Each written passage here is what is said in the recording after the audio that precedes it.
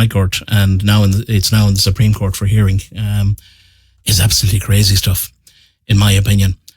I don't know what anyone else thinks about that. And we also have another case, a man in Galway who, again, and I know this is a pet beef with both Kieran and myself, drugs, but basically a man in Galway was lifted for drugs, and he basically is claiming that he's American, and he refused to consent to give his fingerprints to be ran through international databases to establish his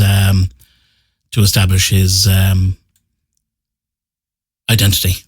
I mean, again, crazy stuff. I would have thought that if you're arrested in Ireland, that you should have to give up your fingerprints and let it run. I don't know if the space is acting up. Jared, can you hear me? Is everyone in the space, or is the space live? If you give us a thumbs up.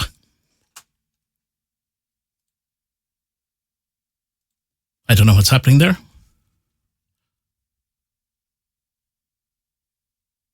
Or if we're even on. Oh yeah, you can. Perfect. Thanks, Bubbles, as well. Yeah, let me just contact Kieran here. 2 seconds. Oh, you there? Yeah, are you there now? Can you hear me now, Ciara? Yeah, loud and clear.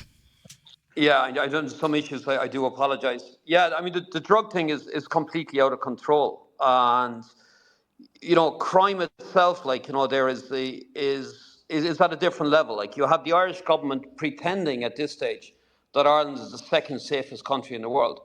When of course, it's easy just to look at it. I mean, that is not the case. I mean, they're suppressing data to show that it's the exact opposite of what it is, right?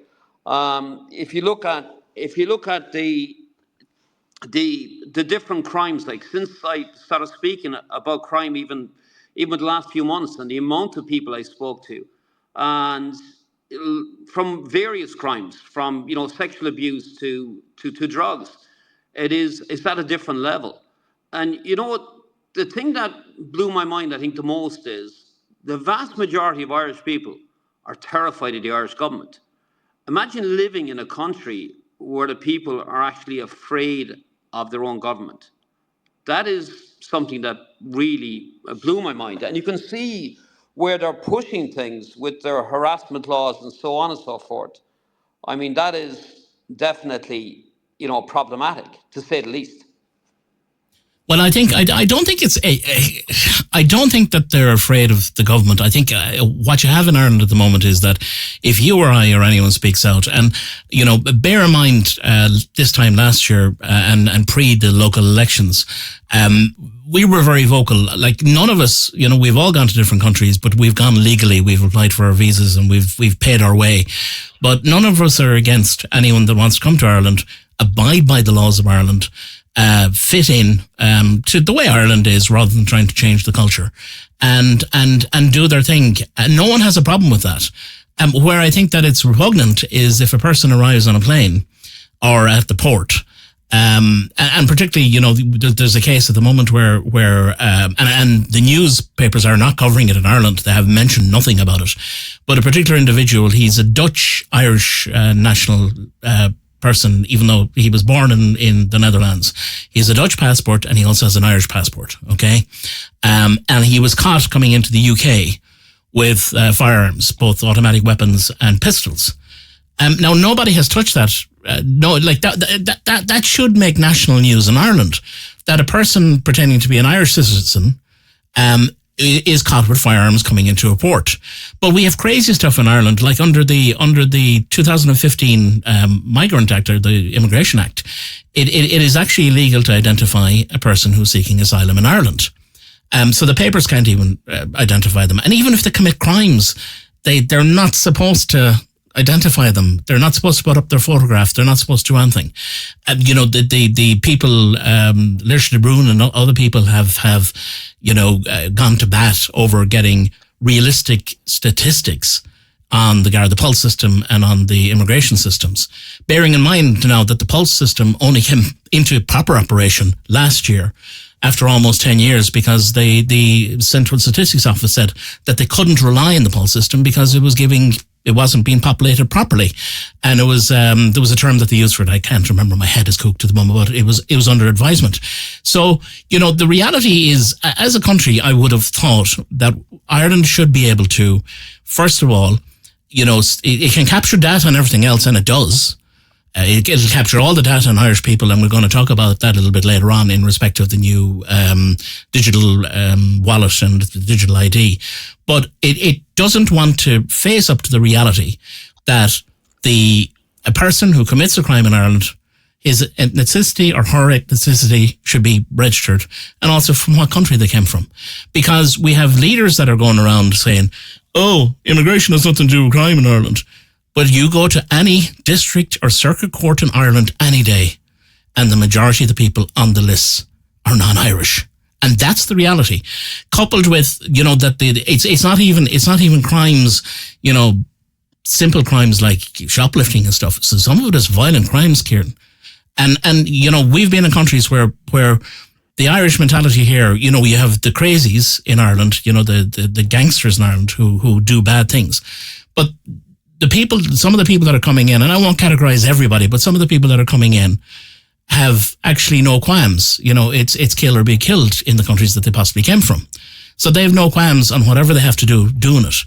So, coupled with the fact that a lot of the major drug busts in the last 6 months have been non-national. In many, in the country that you're in and elsewhere, if you get caught importing drugs, it's likely the death penalty. In Ireland, it's a slap on the wrist, and it's destroying lives.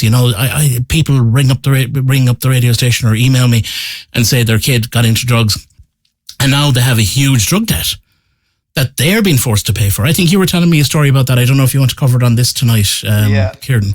Yeah, definitely. And a family actually there in Galway, and the young man, he ran up a drug debt that was estimated by the dealer to be 20,000 euros. So of course he kind of disputed that, and he reckoned he owed a couple of hundred, but nevertheless he agreed that the debt was actually 20,000.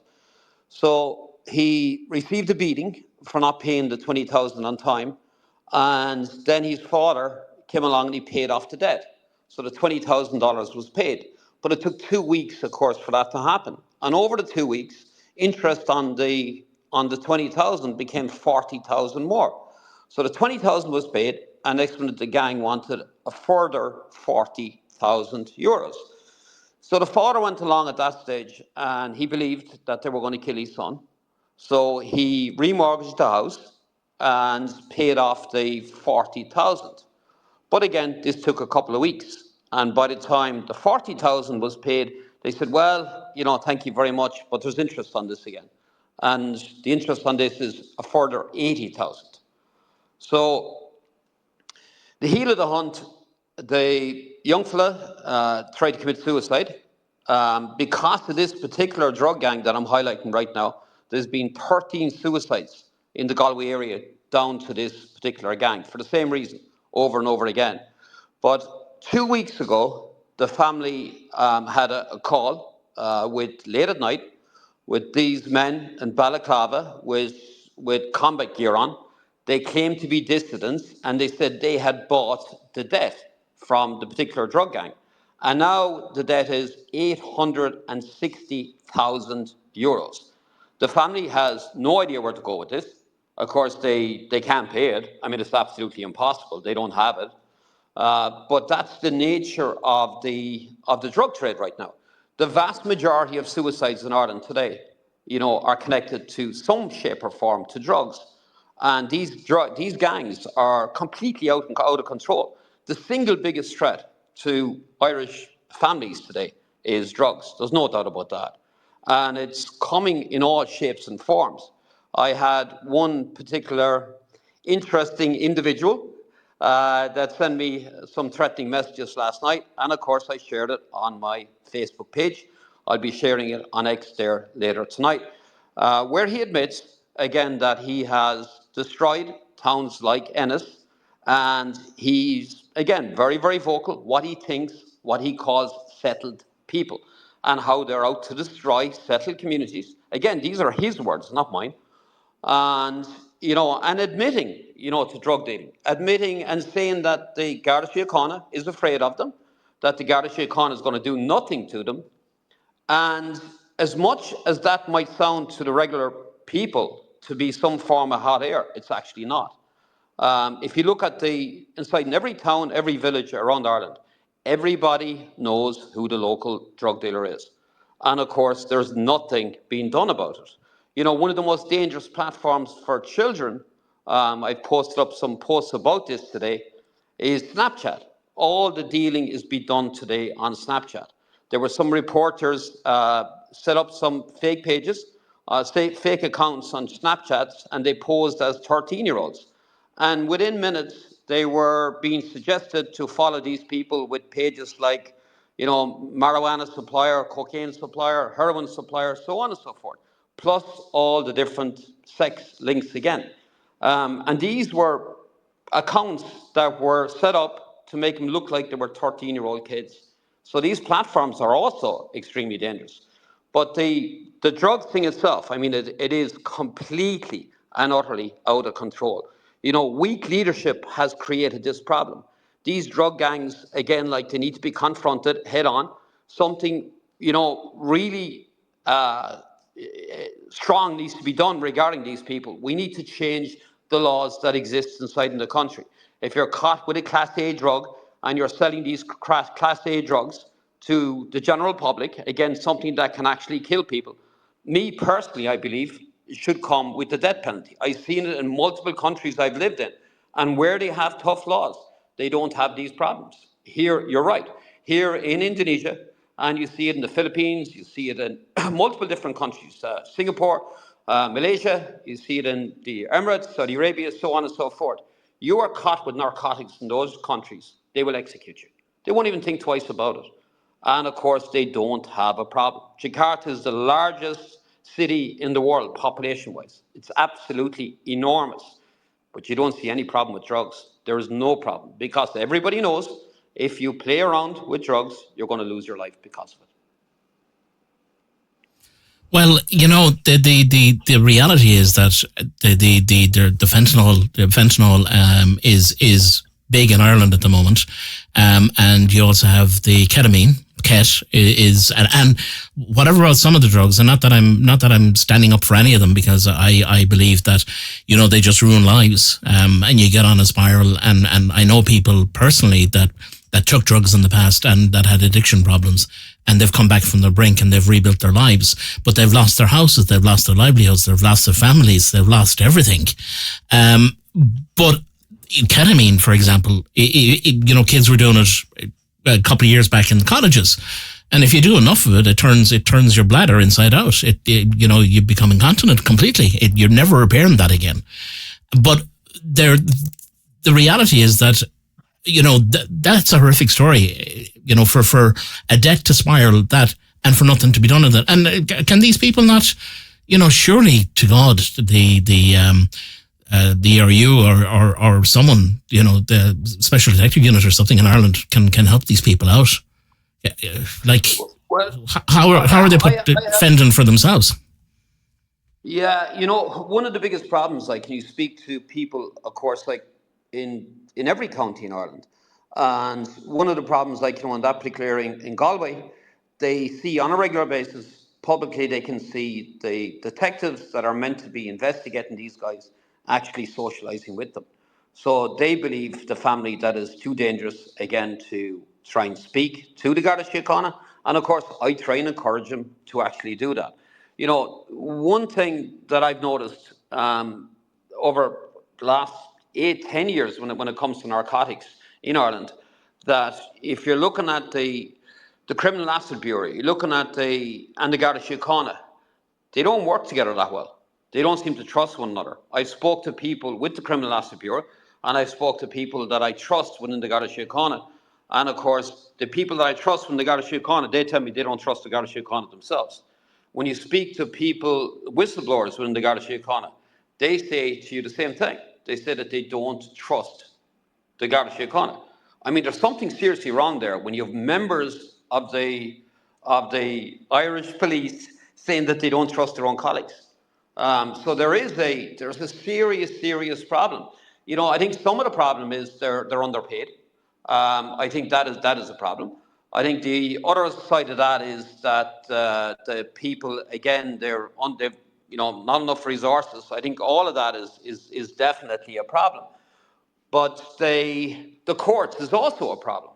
I mean, you have a revolving door system. Little Johnny, says that he's, comes from a broken home. Mommy and daddy is not around. So little Johnny creates some crime, and it's after being his 15th crime, and he goes back into court. And of course, the entire judicial system is corrupt. And, they want to get little Johnny, first of all, get him back for a bail hearing. It's more money. It's all free legal aid. And of course, you can take the biggest criminal in Ireland, someone that is worth tens of millions of euros, they will qualify for free legal aid. There's something really wrong. And of course, that goes from little Johnny to whoever, right? To one of the top kinheads. They will all get free legal aid. And, it is, they want to run them through the system and run them back out again. When I went to the US there first, I was in Massachusetts, and I was working with Gloucester, Massachusetts. And there was a fella from Cork, and he was a legal resident in the United States, and nice enough fella. And he went out one night with his wife, had a couple of drinks. On the way home, he crashed into another car. Right? He was a legal resident in the United States. He was given an option within 72 hours that he was going to be brought to court pretty quickly. He was going to get, for the drunken driving, creating causing an accident, hurting somebody. He was going to get probably 2 years in prison, and they were going to deport him after the 2 years. So what they did to him, they said, we'll give you an option. You can leave Ireland, or you can leave the United States on Friday. You have to go on a plane. We will bring you from the jail to the airport and put him on a plane, and he can go back to Ireland. He will serve no jail time, or he can wait and go to prison for 2 years, and they will deport him after that. I mean, a system that actually works, right? And I think, that is the problem in Ireland. I mean, that is the problem in Ireland. There were some statistics came out there last week, back to crime again, with even the foreigners. And the reason I'm touching on this, I'll get to in a second. There was 25% of the women in prisons in Ireland are foreign nationals. They're saying the numbers regarding men is over twice that. So it's up on 50% that are men. So our prisons are completely full. I spoke with a woman there last week in Cork where she was walking down the street, and she bumped into a man that had raped her several years before that. He was left out of prison early because the prisons are full.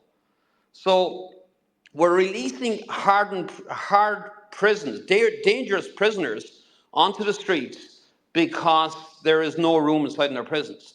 So, I mean, the entire system, the judicial system, everything is broken. It's a broken, failed system.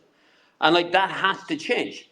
I would love to know the true statistics or put them together regarding suicides, overdoses, so on and so forth. What is it, regarding crime, drugs, whatever in Ireland? The number is extremely high.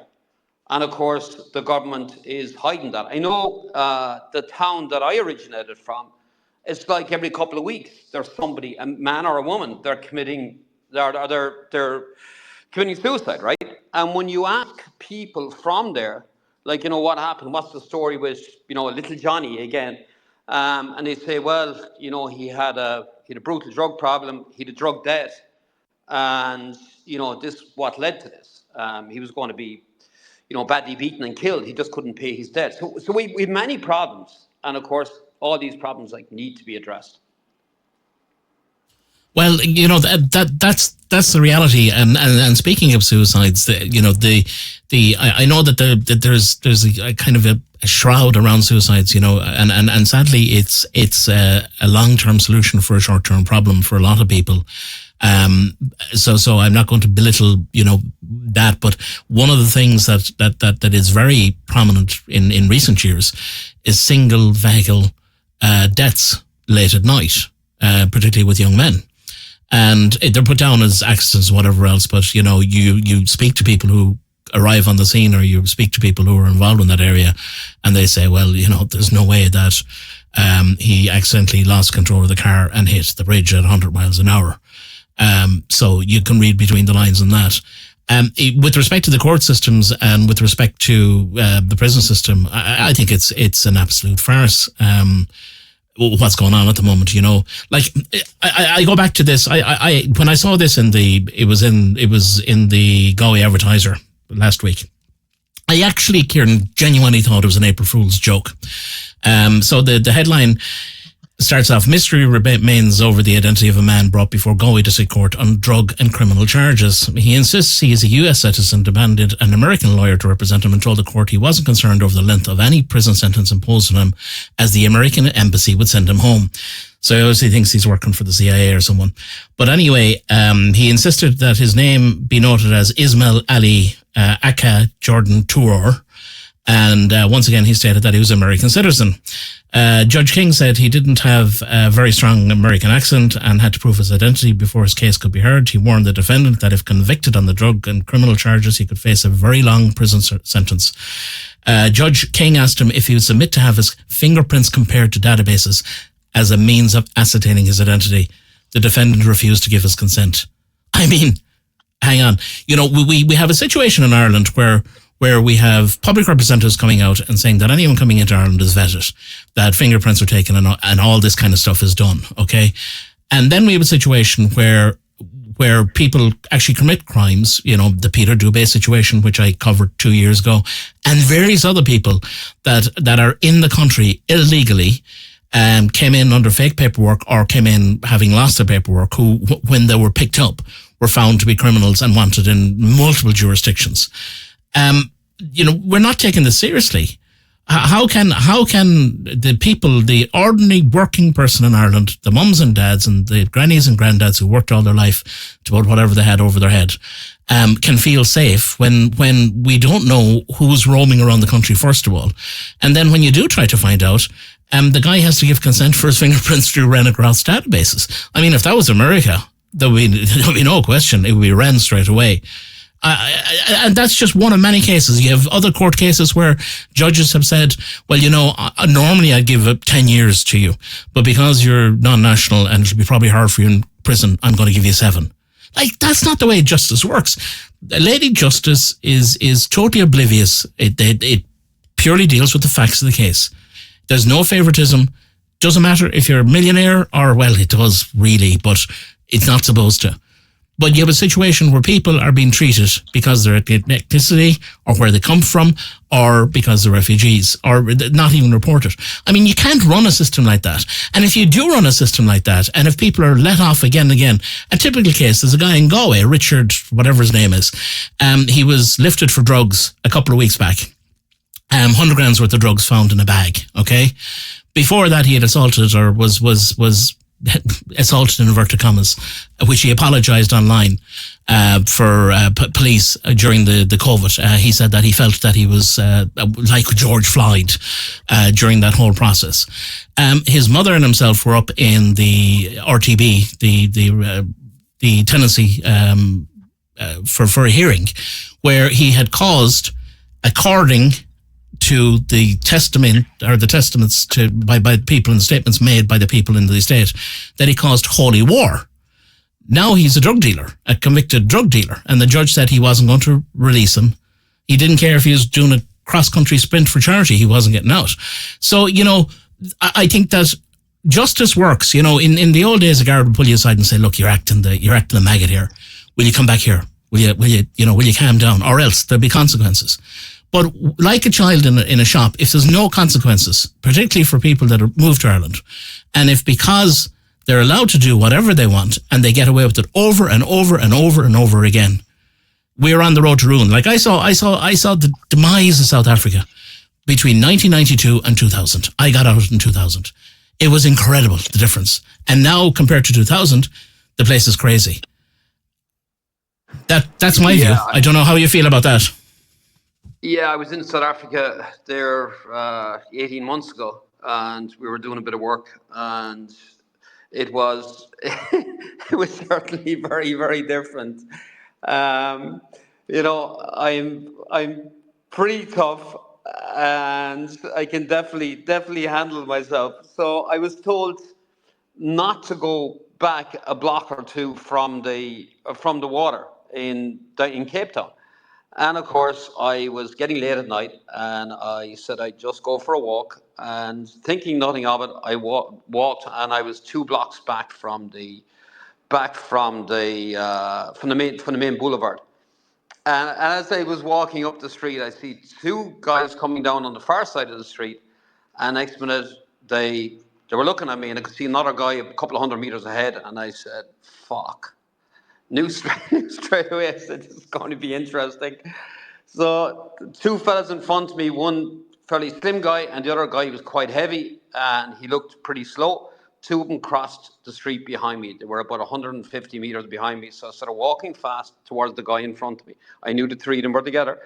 And just as I got close, just right beside the guy in front of me, he went to pull a small little iron bar that was about 18 inches long, or 2 feet in length. And I dropped him. I hit him as hard as I could, and he fell. And the instinct at that said I ran towards the second guy, and he was slim, and he came towards me. The fat guy was a little bit further behind, and I hit him as I was going towards him, and he fell also. The fat guy took off, and my heart I thought was going to come out through my chest. But there was a car passing, and it opened the door just to get in. And I looked, and there was a couple of white guys in there. So I jumped into the car, and they said, "What are you doing here?" And spoke to them, brought me back to the hotel, had a few beers with them, and I didn't realize how dangerous Cape Town actually was. It is deadly, deadly dangerous. It was Uh, never that way. It was never that way, Kieran. I remember like Cape Town. I used to do the garden route from Joburg to Cape Town. Which was like a 12-hour drive. You'd stay over on the way down, and beautiful scenery and everything else. And Cape Town was just a place you could party. There was a beautiful Thai restaurant there called the Sukhothai. And of course, the beachfront, the whole beachfront there, Cape of Good Hope, beautiful spot. But it was never dangerous. You could walk around, you could do your thing. Joburg was a completely different spot, in the sense that, you were warned, you don't go downtown. Don't go downtown there. And I remember there was this electronic shop down in Bloemfontein, and it was kind of on the verge, and they were saying, "You're mad going in there," but they had all the gear that I wanted. So, and back then I carried a firearm there, so I wasn't really particularly worried. But it's gone like 10 times worse than that now. And you see, I think what Irish people have to understand is that, when I went down there, I was naive, okay? Young Irish person heading down there. But Irish people are naive, and unless you've traveled the world, you're not aware of the way of the world until you understand that people will cut you for very little. And unfortunately, we're importing these people here. We're allowing them in the door. We're not even checking their backgrounds, because the Irish Refugee Council will clearly tell you that you can't check their backgrounds in case you tip off the country that they are evading, that there might be a political prisoner they're wanted there. So, how do you deal with this? On that note, what you just said there last is very important, like for people to understand that. Most people don't understand that when Simon Harris or Micheál Martin or whoever said that they're after doing a background check on these people coming in, that's actually illegal to do. So you cannot do a background check. If someone is saying that they're Mr. Khan coming from Pakistan, and they're saying that they, whatever age, whatever name, whatever they give, and they have no identification, it is illegal for the Irish government to do a background check on them. That is the law that's in place under international law. That is what's there. But of course, they've been telling the Irish people for years that these people are vetted, when of course that is not the case. It is totally illegal to do so, and that is definitely a problem. I mean, back to if you look at the cultures, if you look at India, and India is a country that I love. I love the food, I love the music. And the people, I mean, it's Mumbai and Chennai, and I mean, those cities are absolutely amazing. But one thing that exists in these countries, the culture, the rape culture that exists is absolutely mind boggling. It is mind boggling. I mean, you see it every day. You know, there's stories on the local newspapers. You turn on the TV, that's all they talk about, right? You know, a girl in the middle of the street, you know, being raped after an event, and you know, people walking by and taking no notice of that. And you know, that is something culturally, again, like, you know, there, that is a problem. And you know, Ireland have come a long way regarding, say, women's rights or whatever it may be. And now all of a sudden, the people that are coming into the country, and this is not, people can say it's racist or whatever to speak, but it's actually not. I mean, I keep saying it, culturally, there is a problem, a massive problem. And, you know, that's only going to get worse. As bad as what it is now, it's definitely going to get worse. One thing is very, very clear. We have more than enough of scumbags in Ireland already. We don't need any more. Our own are bad enough.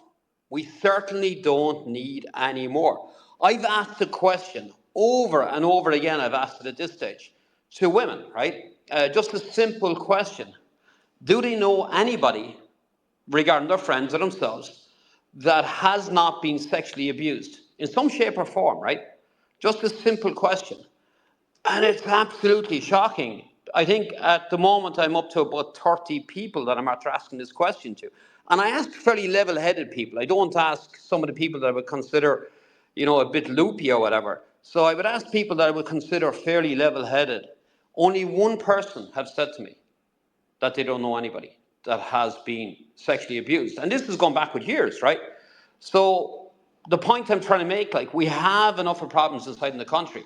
And where I would differ on you, Ciara, what you said there earlier on about, you know, bringing people into the country. And I think one thing that the two of us can agree on, and you see the changes that AI is making, we certainly don't need any people coming into the country right now. We need to figure out how to get rid of the people that's in the country. Because if you're looking at where we are now regarding the economy, and looking at where we're going to be in 18 months from now, in 18 months from now, the speed of everything through the AI space, you're probably going to lose up to 20% of the jobs in the country. And that's in a short period of time. And you know more about this space than what I do, Ciara. But if Yeah, you look yeah. at if you look at this over an 18-month period, you're probably talking about 40 to 50% of the jobs you're going to lose in the country, as high as that. So as we continue to lose jobs, you know, and we say we're going to bring these people in, what's going to pay for them? What's going to pay for if you have a welfare state? And like, where's the money going to come from? Are you going to continue to tax to death, like, you know, the few people that are working? You know, is one taxpayer going to be able to pay enough of taxes to cover the welfare payment for 5, 6, 7, 8 people? And of course, the answer is no, it's impossible. It's absolutely impossible. The European Union is bankrupt. And, you know, the European Central Bank, like, is history. And, you know, to continue, you know, printing money, whatever they're going to do short term, you know, they'll get away with that. But over the next 18 months to 2 years, that is going to change. One thing that is very clear, and again, you know, they're not lying. They're actually saying what they intend doing. They said by 2030, everyone is going to own nothing. They're all going to be happy about it. And this is what was said, again, at multiple meetings with the World Economic Forum. And our elected leaders were sitting in the room when this was said, and they all applauded and they agreed to that. You know, we're well on the way for that to happen at the moment.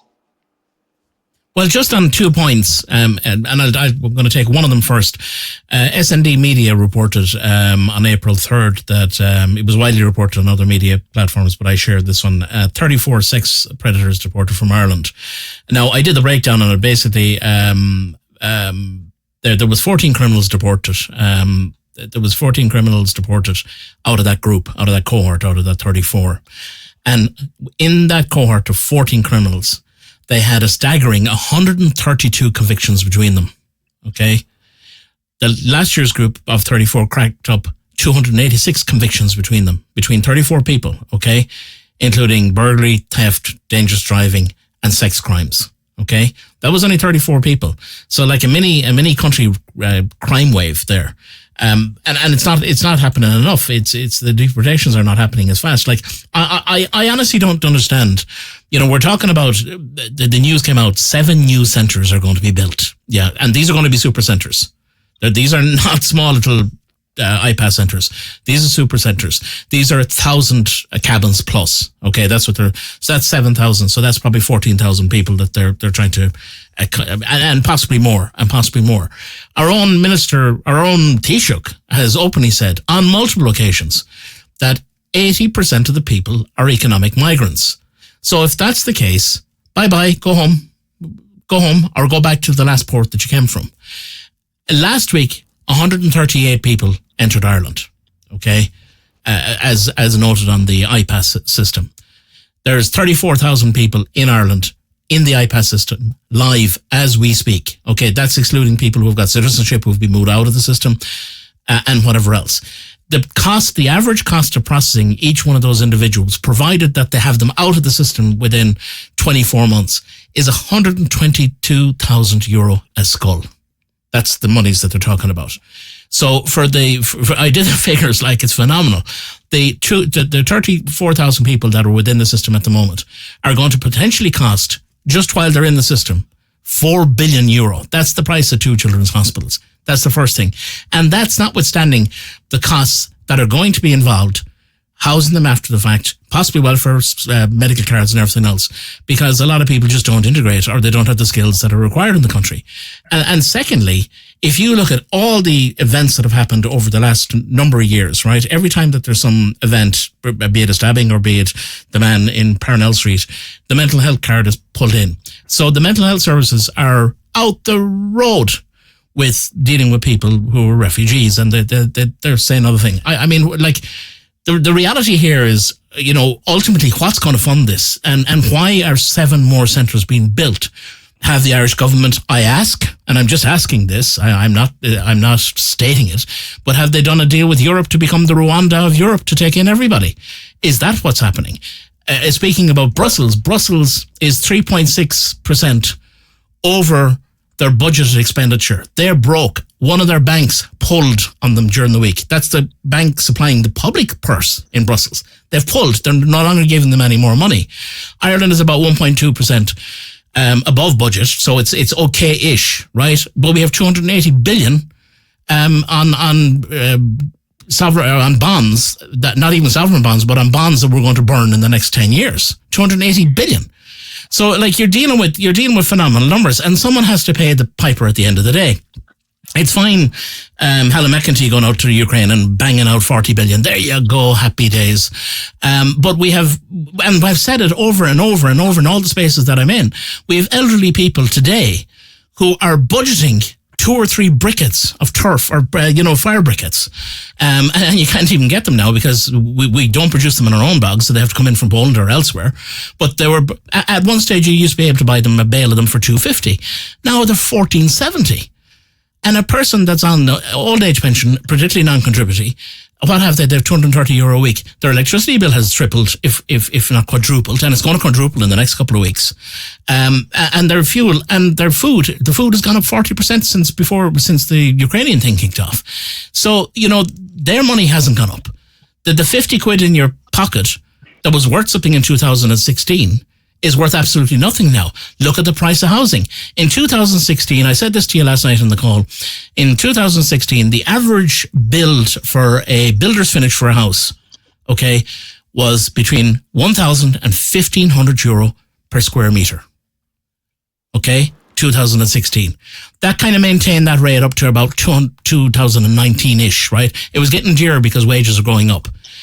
Yesterday, before the price increases for builders, it is now between 2,500 and 3,500, depending on the finish of the house, per square metre. And the materials are going up between 10 and 15%, and in some cases 20% for certain materials, particularly plastics, because they're oil derivatives, in the last week. So, like, your house has gone up just to build it 100%. Notwithstanding, they won't give you planning permission. They won't give a kid beside their parents' house, parents that might have land, because they don't want ribbon development. They don't want this. They don't want that. They're throwing iPass centres wherever they want it that the public can't object to. But yet they go and demolish a house up in Meath that's standing there for the last 20 years because obviously someone had a hard-on in the council for the couple. I mean, there's no consistency here. Now they want people to put modular homes into their houses, which a modular home or a modular cabin you could have bought a year ago for 20, 30 grand. Now they're about 150k. And they want you to put that in your garden and put someone in there for 14,000 a year, which your payback is 10 years, maybe 15 years. And God knows how you get what way it'll come back. But now they want people to put people in their gardens. I mean, it's bonkers what we're dealing with at the moment. And maybe I'm just seeing it, from being outside. Sometimes they say once you're outside the forest and you're looking in, and every time I look into it and I go, good God, what are they doing now? But I just, to me, it's bonkers. I don't know how you feel about it. I don't know how anyone in our audience feels about that. I just think it's absolutely bonkers what's going on. Well, if you look at a couple of things, and touching on the first thing that you actually said there, I speak, of course, and people always wonder where I get information from. I get it from whistleblowers in the guards. I get it from people in the traveller community that actually hate what's going on. I get it from multiple different places, but I also get stuff from social workers, and I get stuff from people in the legal profession, right? And I get stuff actually from politicians on top of that. And they actually drip feed me stuff the whole time that they want to get it out there. They see there is a massive problem. And of course, that's where I get my information for the most part. But one of the things that shocked me to the core, and one of the most disturbing things I think I've ever heard, and I've traveled all over the world. I spent years in Mexico when the drug wars were going on, when the Tijuana cartel were at war with the Sinaloa cartel. I had a fishing company. I was catching seafood, processing seafood. You're driving in the morning, where people hanging from under bridges before I left. It was crazy. But as shocking as all that was, one thing I thought I'd never hear in Ireland, and were two social workers I spoke to one day. They were given a directive there not so long ago that they were said that if they went into a home and if they saw abuse inside in that house, sexual, physical, whatever it is, they were told not to report it. They were told not to report it, they said, because these people, culturally, these people are actually different. Imagine a country that claims to be a civilized country that is telling their workers, these people that are meant to be there to protect children, to not to report any form of abuse. And when I heard it first from the first social worker, I said, this seems absolutely nuts. So I spoke to the second social worker. They don't know that I speak to each other. And I asked her this question. I said, hey, this is what I was told by a colleague. And of course, she came back and she doubled down on it. And I was saying, wow. I mean, it just blew my mind that you could have something so horrific down even to a sexual crime. And of course, the reason for it, I spoke to a politician after that, and he said the reason for it, he believes, and this person is a TD, sitting TD in Ireland today, and he said that he believes the reason for it is that the government is trying to suppress data regarding what's actually happening. They know that there's a massive problem. So if you have Dmitry from Ukraine, or if you have Ilham from Southeast Asia, or if you have, Mr. Khan from Pakistan, or Mohammed from wherever, right? I mean, if these people are committing crimes in Ireland, there's nothing happening. So regarding the money that you're speaking about, how much money is costing actually to imprison them, there was a guy stopped at Dublin Airport the other day. He escaped out of an open detention centre, and he was found at the airport. And of course, they brought him back because the revolving door system, the solicitor is going to make money from it. But that person should have been left go on a plane and get him out of the country. The same as Dmitry from Ukraine should be rounded up with his entire family and flown back to Kiev, and leave the government in Ukraine deal with him, put him to the front line, do whatever with him. That is the problem. That is where we're making mistakes, massive mistakes. And of course, that is getting a lot worse. regarding the price of building material and so on and so forth. Um, the Micheál Martin, when he was in Philadelphia a few weeks ago, he spoke and he said one of the most important taxes of all is carbon taxes. I mean, again, this is something he said, and the European Union is looking at, of course, increasing, the price, like, there of carbon tax, right?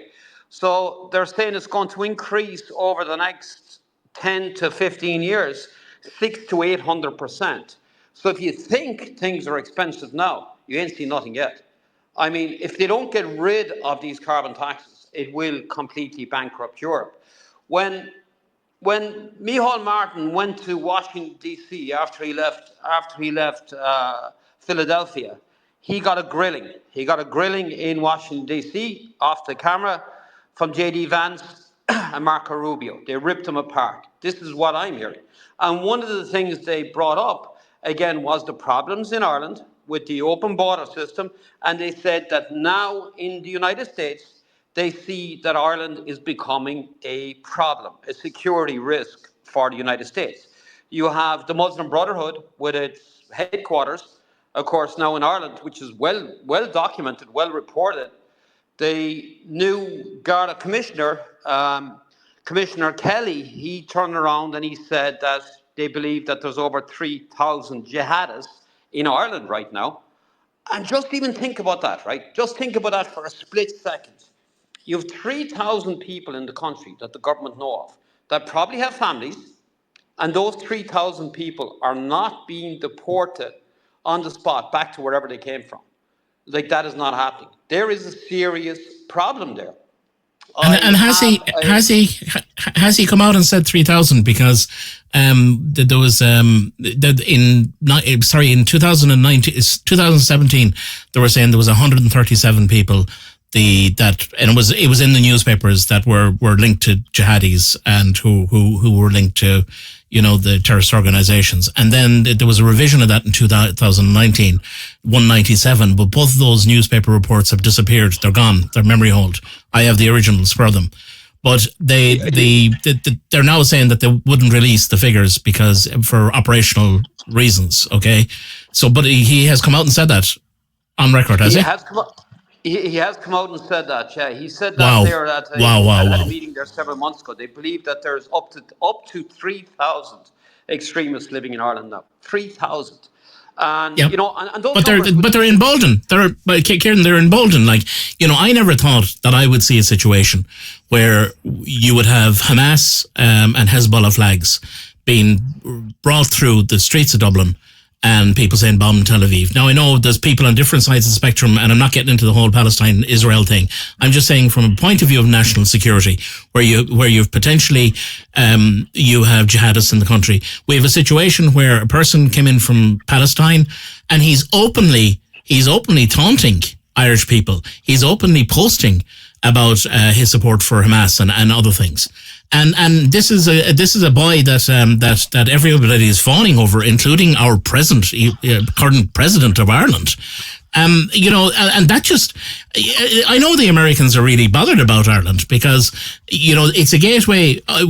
Ireland had a situation where if you had an Irish passport back in the 90s, other than possibly going into the UK, and if you looked anywhere around, you could get your bags and everything searched. We all know that, okay? But if you had an Irish passport, it was welcomed in any part of the world without question. Without question, the Americans, if you had an Irish passport, there was no problem. It was welcomed. Now it's been turned into effectively, and I'm sorry to say it, but it has no value. It has no standing in the world because there's people that are jihadists and whatever else that are using that passport to gain access to America and elsewhere. And you see these reports in America where these guys did bad things, and they said 3 Irishmen, and they weren't. They were Pakistanis who had Irish passports that went into America.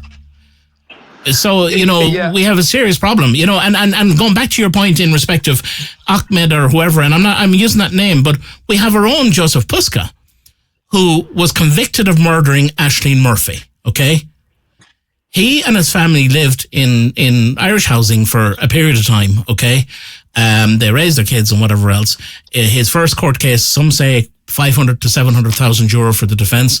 He's back in again now because he's saying that because he was on OxyContin, that his admission can't be used, and he wants to get released on that. Which, look, if that happens, I think an awful lot of people are going to be very upset. But like, that guy didn't work. That guy came to Ireland. He worked for a small period of time. Didn't work after that. What are these people doing here? We have 13,000 Romanians in Ireland who are unemployed, who are on welfare. Under the European law, it clearly says you can come to Ireland from any EU country. If you come to Ireland, you have to be able to support yourself for 3 months. You have to have your own health insurance. You have to have your own, take care of your own health or pay for it. And you can stay for a further 3 months if you're seeking for employment. You don't automatically apply for welfare. You shouldn't get welfare. You shouldn't get housing. But it's happening. Like, again, why aren't we enforcing the rules? I know a person that came back from America because they were panicked about, they were living there, they were paying their taxes and all the rest, but they didn't have the proper green card. They came over after the Seamus thingy thing, and they were looking for work, and they're trying to get work. They went to the local social welfare officer, and they said, oh yeah, well, you'll have to be here 6 or 8 months first. We might be able to get it done in that period, but sometimes it takes up to a year before we can give you anything. And that's an Irish person who had paid a stamp here up until 3 years ago. So, it just doesn't make sense, Kieran. It just doesn't make sense. It's bonkers. Yeah, I spoke with a man there quite a bit there over the last 2 or 3 months about a story I'm doing right now, and it is about the gentleman from Bangladesh that said that all the riders in Dublin, they should be shot or strung up or whatever he said, right? Yeah, shot in the head, yeah. Yeah, and his cousin was given a house in Limerick, and the house itself was bought by Limerick County Council for €450,000. So after that, he went along, and there was loads of trees that were there with locals estimated up to 100 years. These old oak trees and different trees that were across from this development, and he started cutting them down. So the local people living in the community went down and said, "Hey, what are you doing? You can't do that." And he said, "No," he said, "I can do it." He says, "My cousin is the vice mayor or whatever of Limerick." And he said, "He gave me permission to do it." He said, "Well," he said, "it doesn't work like that. This is here. You cannot cut these trees down." So this was late on a Friday evening. By Monday morning, on the Saturday, loads of his friends come along. They chopped all the trees down, right?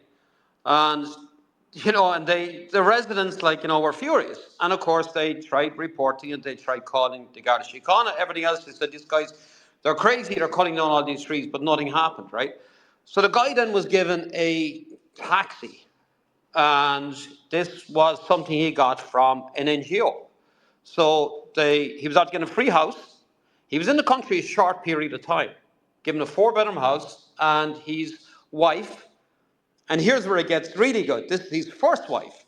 So his first wife was given this 4-bedroom house, €450,000. He was in the country only a few months when he got this.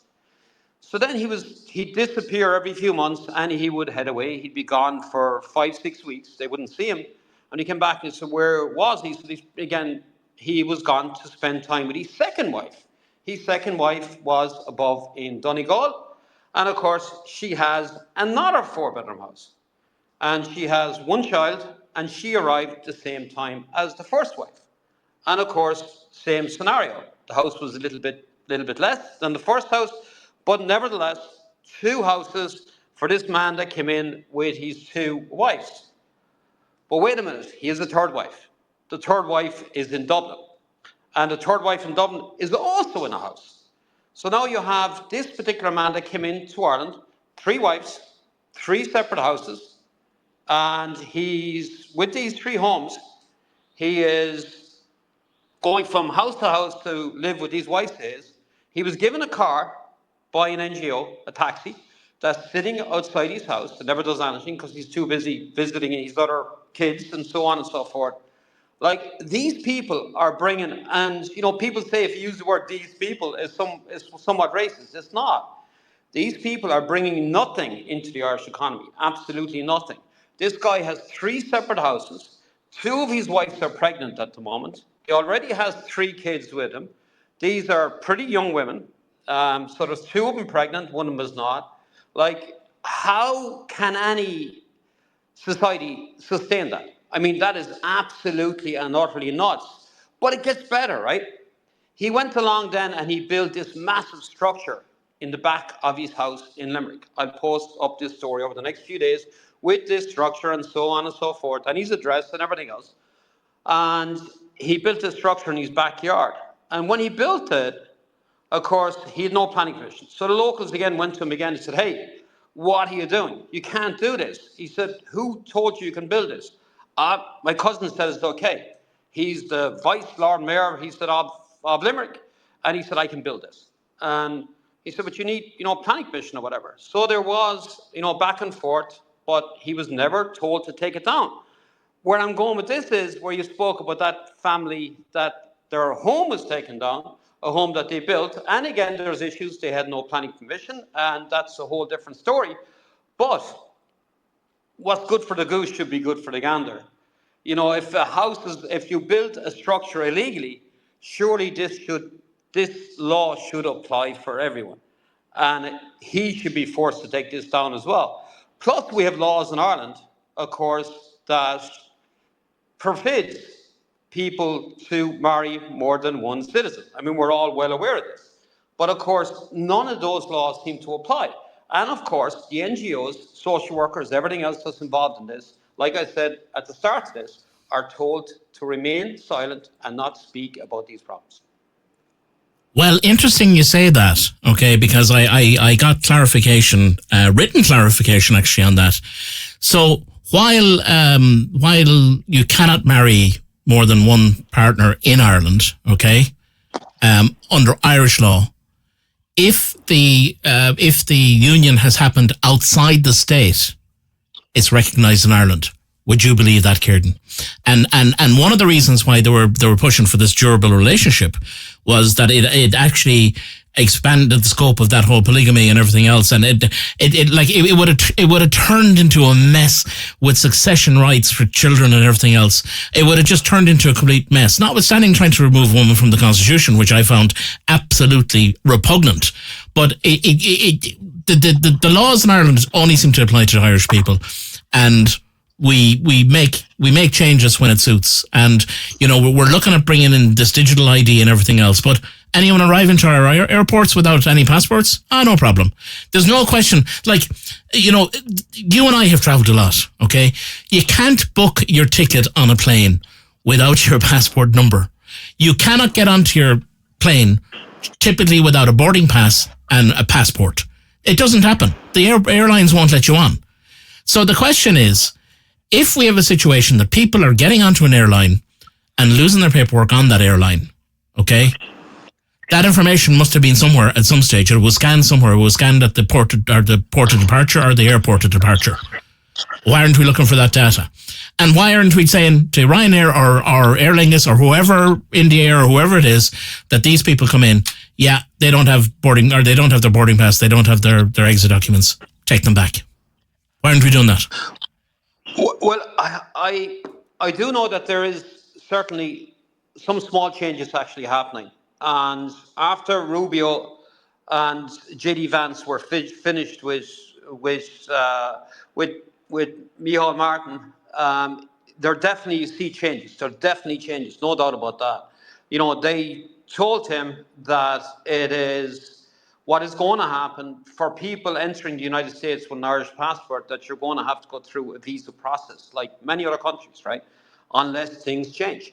They're worried about that. There was multiple people arrested for some serious crimes in the United States with the last few years that had Irish passports, and of course they were naturalized Irish citizens. And that is starting to become a bigger problem the whole time. Now they're starting to look at, and of course, it's problematic in more liberal states in the US. They're starting to look at people's names And of course, if the name doesn't sound like an Irish name, they're trying to profile them. And of course, that becomes a massive legal issue in the United States. So, trying to avoid that, what they're saying is things must change. I know last week, the first time ever, I see some change. And that's because of the political pressure coming from the Trump administration. Whether people love Trump, hate Trump, that's irrelevant. I've been very clear again and very vocal about it. I'm a Trump loyalist. I voted for Trump on 3 occasions, and I travel, I work under an American passport. And if the man could run a fourth time, I'd vote for him as well, because business-wise, for me, he is extremely good. But one thing that happened with a flight coming in last Friday into Dublin, a good friend of mine was actually on that flight. He was sitting on the middle of the plane, and he said it was the first time he'd ever seen it, that on the front of the plane and the back of the plane, there was 2 departure areas to de-embark from the flight. There was a person checking passports. They stopped 11 people on that flight. They stopped them and they sat them back down in their seats. And when he was getting off the flight, he spoke to someone and he said, this is refreshing to see. And the person just whispered to him, they're going back. So I think things are changing regarding that. But that is not because they wanted to do that. That is because the US government is forcing them to do it. That's amazing, especially if that's happening. Like it beggars belief. I had a scan through the Supreme Court and the High Court listings. Okay, so basically, when you look through any of the court listings in Ireland, we'll say Captain Kieran versus Kira, right? And that's normal, and it's a hearing or whatever, but nothing to do with immigration or anything to do with anyone that has committed crime. That has refugee status. It's normally either Casey versus the DPP, or the DPP versus Casey, or it's Casey versus the Minister for Justice or the Minister for whatever, right? And there's thousands of cases. I mean, there's literally thousands of cases, high court cases in there for hearing, and these are all immigration. Because when you look through the case progression, it will tell you what they are.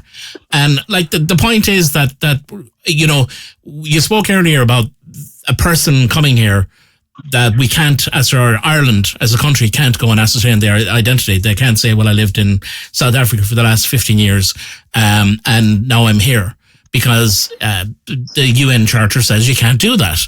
But the only way that the immigration officers can do it is they can sit you down and say, okay, well, you lived in, where did you say you lived in? Cape Town. Oh, well, do you know this street? Or what bus did you get from your house to whatever? And they'd go to Google Maps and look at it, okay? This has been told to me by an individual and also an immigration officer who off the record, went through it. But even they're saying that their supervisors are overriding when they say, no, this is a bogey. Their supervisors are overriding it. Because their feeling is that, yeah, you say, okay, deportation order, out you go, and it just gets cranked into court and it stays there for another 2 or 3 years. And then when it does stay for 2 or 3 or 4 years, by the time that assumes, then the person says, well, I'm actually here 5 years now, I should be entitled to residency, automatic residency. And they haven't worked a day in Ireland. So, it's systemic. It's systemic. And people a year ago, like I used to, when I did Spaces a year or 2 ago, aside from our own lunatics, right? But I get horrible emails into the radio station saying, fire Kieran, because she's a bigot and she's a xenophobe and all this kind of stuff, right? I'm not getting that stuff anymore. And when you talk to ordinary individual citizens of Ireland who 2 or 3 years ago, the poor creatures, they're saying, I'm sick of this. The whole Overton window has completely changed. People are sick of it. And while I've no problem with someone, if a woman in Iran is about to be sentenced to death because she didn't put on a hijab or a burqa, and if she manages to get to Ireland, and if she comes with clean hands and says, look, this is my situation, by all means, give her asylum. But a person who has already been in Sweden, Italy, claims he came from Nigeria, and now is evading an arrest warrant for committal in Italy. Come on. We have it wrong.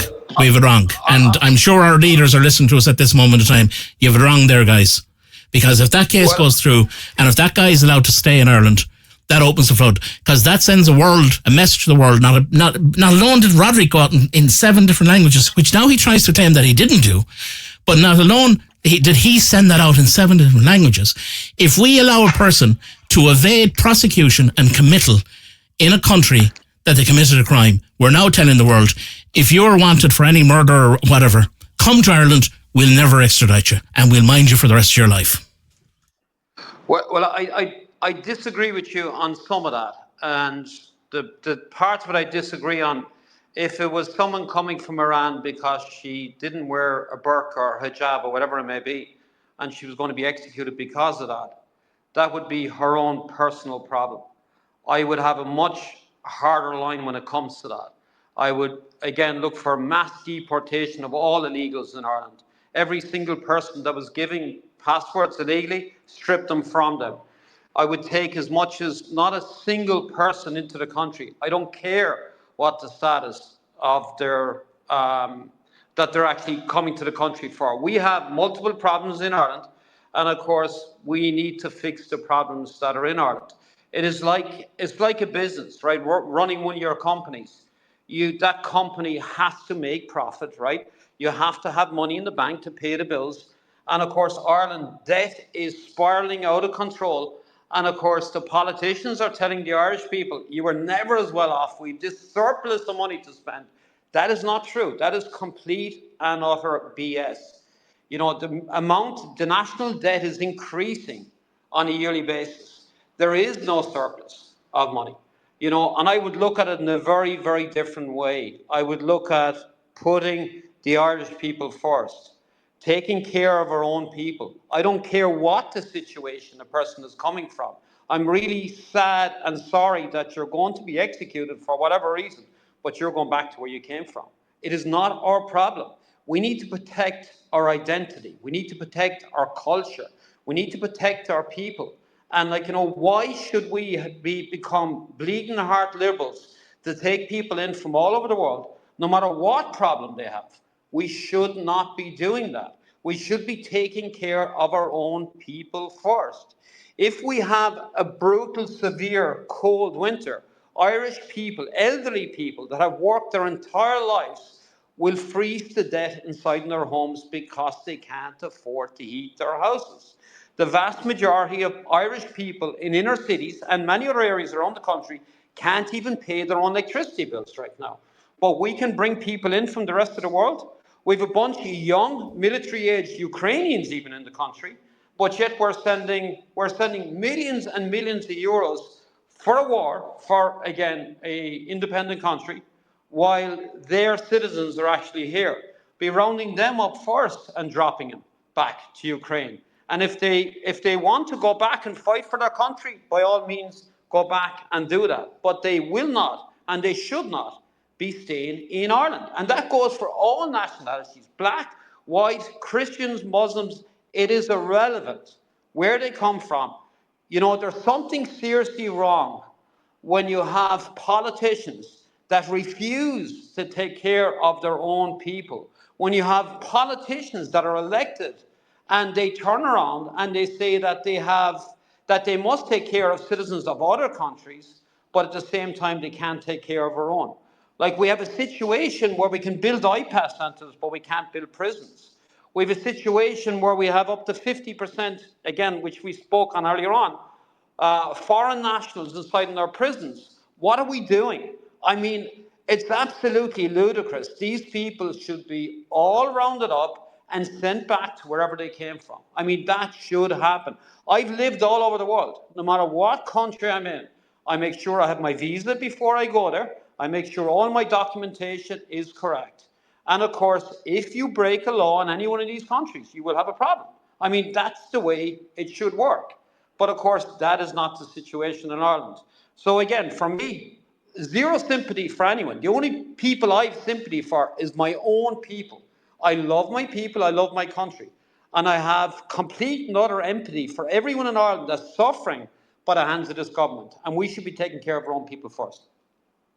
Okay. And you know, you're a little bit more hardcore than I am in respect of, we'll say, legitimate refugees. And that's fine, Kieran, because, the one thing that I enjoy chatting to you and others, particularly on this platform, is that, you try to have a conversation on the platform with someone, and they just come out with, "Oh, you're bigot, you're this, you're that, you're the other." I think that the art and the process of debate and putting your case forward is certainly lost. And particularly with our incumbent government at the moment, they're not listening to the people, and they haven't been listening to the people for the last 2 or 3 years. Since COVID, because they really pulled the pace back then. But you're absolutely right. There's 400,000 people at this moment in time who are in arrears for energy. 400,000 people. I did a breakdown earlier on, and I hadn't prepared for this particular aspect of the conversation, but I did a breakdown earlier on today. We're talking about power, and yesterday there was a bad storm and we lost part of the grid and everything else. And I'm talking about grid dependency. I'm tech. You're into the ocean plastics, and we got to talk about that again because that's so interesting. I'm into tech. That's what I do. Radio is a little bit of fun, but tech and security is my game, and has been fairly good to me. But one of the things that I looked at is in Ireland. We're talking about carbon taxes, and we're talking about, stemming back to where we were. Ireland is 0.01% of total global emissions. China is 36% at the moment. America is sitting in around that as well. There's actually coal mine fires in 4 different countries that are actually putting more into the atmosphere than Ireland will in 100 years. And that's notwithstanding volcanoes and natural eruptions. We're talking about fires being burned in the Middle East with tires. We're talking about tires being used in plants in India and elsewhere to power them or to heat them without scrubbers or anything else. And we're talking about all that. And yet we're penalising our own people. You just have to look at, we'll say, agri-diesel at this moment in time. Yesterday it was 178. Today it's 190. Okay. I bought it at 90 cents for a generator. In January, okay? Now, what does that mean for the ordinary person in Ireland? Well, it means an awful lot, because since after COVID and the Ukrainian war, if you go into any of the stores, you're looking at literally a 40% increase in food prices. Everybody has seen it. Your $100 doesn't go that far anymore. You're looking at 250 quid. So your combine harvester or your baler or your silage harvester, they have 300 litre tanks. Some of them have 1,000 litre tanks. So basically, for every 1,000 litres that machine burns, and they burn 1,000 litres a day, because I've seen agri contractors go through a Bowser with 5,000 litres in the tank in a day. So for every 1,000 litres, it's now double the price. Every 1,000 litres that they use, it's now double the price. So that will have a knock-in effect to food prices. And on top of that, on top of that, the Irish government decided, get rid of peace, get rid of any energy security that we had. Okay, Money Point, they want to knock it to the ground. There are a few gas stations, gas-powered turbines around the place. They say the gas is making up about 70% of our total power at the moment. On top of that, we have renewables. But the only problem with renewables is if the grid is shut down in an area, or if there's issues, the renewables don't work anymore. You need the power stations to keep everything going. So they've removed the energy security. They've shut down bogs. They've the ability to even fire up a bog or fire up some of the power stations that we had on our bogs to get us over the hump isn't even there anymore. We haven't looked at anything else. Eamon Ryan went out and he stopped prospecting and drilling, offshore drilling, off the coast of Cork. And that had the potential to supply Ireland with energy for the next 20 years. Our own energy. Not to mine gas fields. We gave away the Corrib gas field, gave it away, like literally gave it away. And that's at 12% now. There's 12% left in it.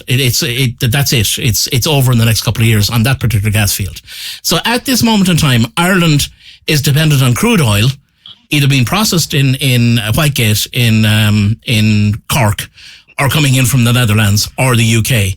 And it's dependent on 2 of our own connectors that go over to Scotland and 1 connector that comes into Northern Ireland, undersea connectors for natural gas. Now, if anything happens to any of those, we're goosed. Eamon Ryan stopped an LPG facility, a storage facility being put in Shannon. which would have given us some security. Our government talks about our strategic oil reserves. They're not even in Ireland. We have a couple of reserves in Galway. We have a couple of reserves in other places. Our majority of our reserves are in what they call warehousing tanks in Spain, where we have to get a ship to collect them, to bring them here. So our 90-day reserves, we have very little in Ireland. We have no energy security as a country, okay? We have no food security because, we don't have fertilizers. We now our farmers are paying twice what they had to pay a couple of weeks ago, which is even 30 cents more than they had to pay 9 months ago for agri-diesel. So that's going to put the price up of everything. On top of that, weather is kind of like iffy as well. So, we have very, very fundamental problems. And the fact that the elderly and the fact that the residential, like the data centers are going to be 36% of, and I know I'm in the tech field and I know I use them and I know I'm involved in them, but they're going to be 36% of the grid usage this year. 36%. Industry is going to be 50%. And then rural and urban electrical is going to make up the rest of it, okay? But they, up to recently, those cohorts, the residential electrical customers, were actually paying a surplus on their bill to subsidize big industry and to subsidize data centers. And 100%. throw in on top of that, our carbon goals that we've signed up for, that our guys signed up for, even though we're 0.01%, our carbon goals, we're potentially going to be fined between 6 and 26 billion if we don't meet them in the next 2 or 3 years. Okay, that's the first thing. And secondly, our data centers are going to be consuming way more than even our residential people are going to be consuming, and that's being subsidized. So we have fundamental problems. We have at a government level, like these guys are morons as far as I can see. No, unless there's another big plan. Like, is the plan to fill Ireland with refugees for the European Union to pay for them to be here? And that's the Irish industry, that we've become a refugee colony and a data center, and hope that the elderly just kind of pass away sooner rather than later? I don't know, because I don't know what's going to fund it. Over to you, Kieran. Yeah, I mean, 100% it is. And, I have traveled and been at environmental conferences all over the world. And I've listened to this for years. And I remember some years back at a environmental conference prior to the scamdemic, and I was actually in Brussels for this environmental conference. And they spoke, it was the first time I heard them speaking about this new term that I hadn't heard before, was climate migration. And they had said that Ireland was going to be the test case, guinea pig as usual, right? And that Ireland was underpopulated, and that the true population of Ireland should be, closer to, because of this whole climate again, migration, it should be somewhere over 10 million, but maybe closer between 12 to 15 million people. So, there's no doubt about it that when you run, say, a business, right, which a country is not more, there's no real difference, right? I mean, you have to balance the books and so on and so forth, and you must make sure that that the business or the country stays afloat. And so when you have people with a very low IQ running a country, I mean, that's a problem. I mean, we have a failed school teacher, and of course, being Simon Harris, or not being Micheál Martin, I should say. And of course, we have a history of that. Enda Kenny was the same. And then look at Simon Harris. I mean, again, very, very low IQ.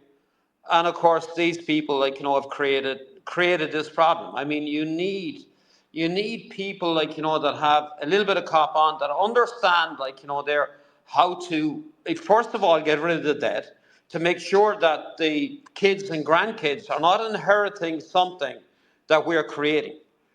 Shame on anyone to pass the buck on to the next generation, and that's what's happening, right? Pretending that the country is doing really well and the country is a surplus. The country has a surplus of X, Y, and Z, but the national debt is rising even higher than that. They're trying to figure out, well, where are we going to spend this money on? Well, you should pay off the national debt, right? I mean, that's what you should do. There should be back to my hardcore position on that. The single person should not be left into the country till you fix the internal problems you have first. I couldn't care less. That's personally myself. I believe that these problems should be taken care of. Regarding fuel, this is something, of course, a space that I know a lot about. We contacted, it was, I believe, in 2021, the end of 21, the start of 22.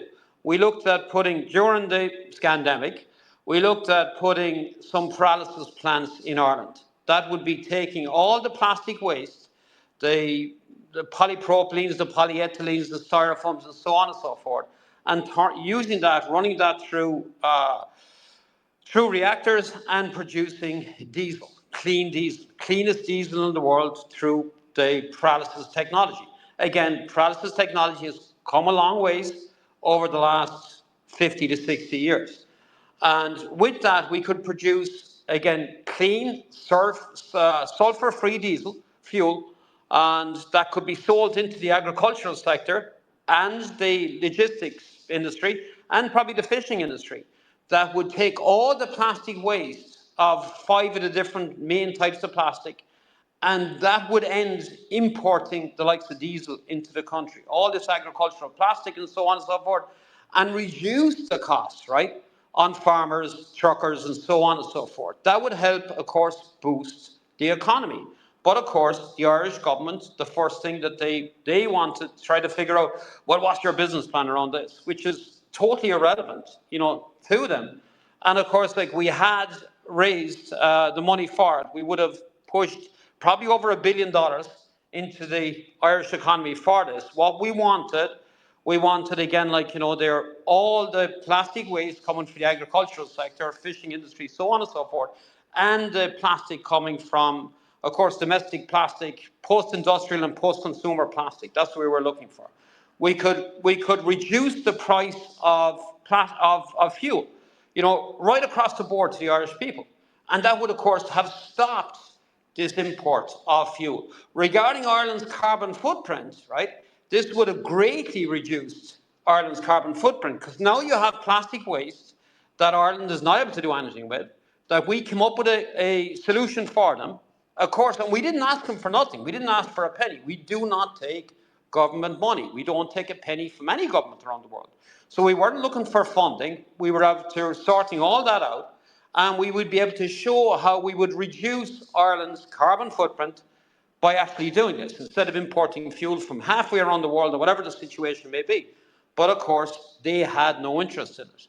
And typical of Irish politicians, about 6 or 8 months after everything went south with them, and I swore to my directors after that, I said, I will do nothing in Ireland ever again until this government is gone. I said, not a hope in hell I'm going to waste time again speaking to anyone within the Irish government, because again, they are looking for a way how they can extort, and extort is probably a strong word to use, but looking at a way how they can actually profit from you actually doing work there.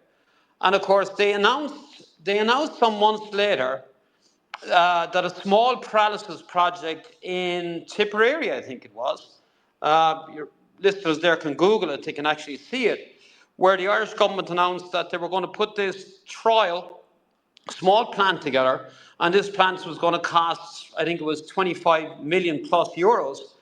And of course, I contacted the paralysis companies that actually make these plants, and I contacted, first company I contacted, Bingo, Chinese company, I called them and know them really well, and after being at their facility many times, and I spoke to them and they said, hey, did you get any inquiry from Ireland or whatever? And they said, yeah, we did.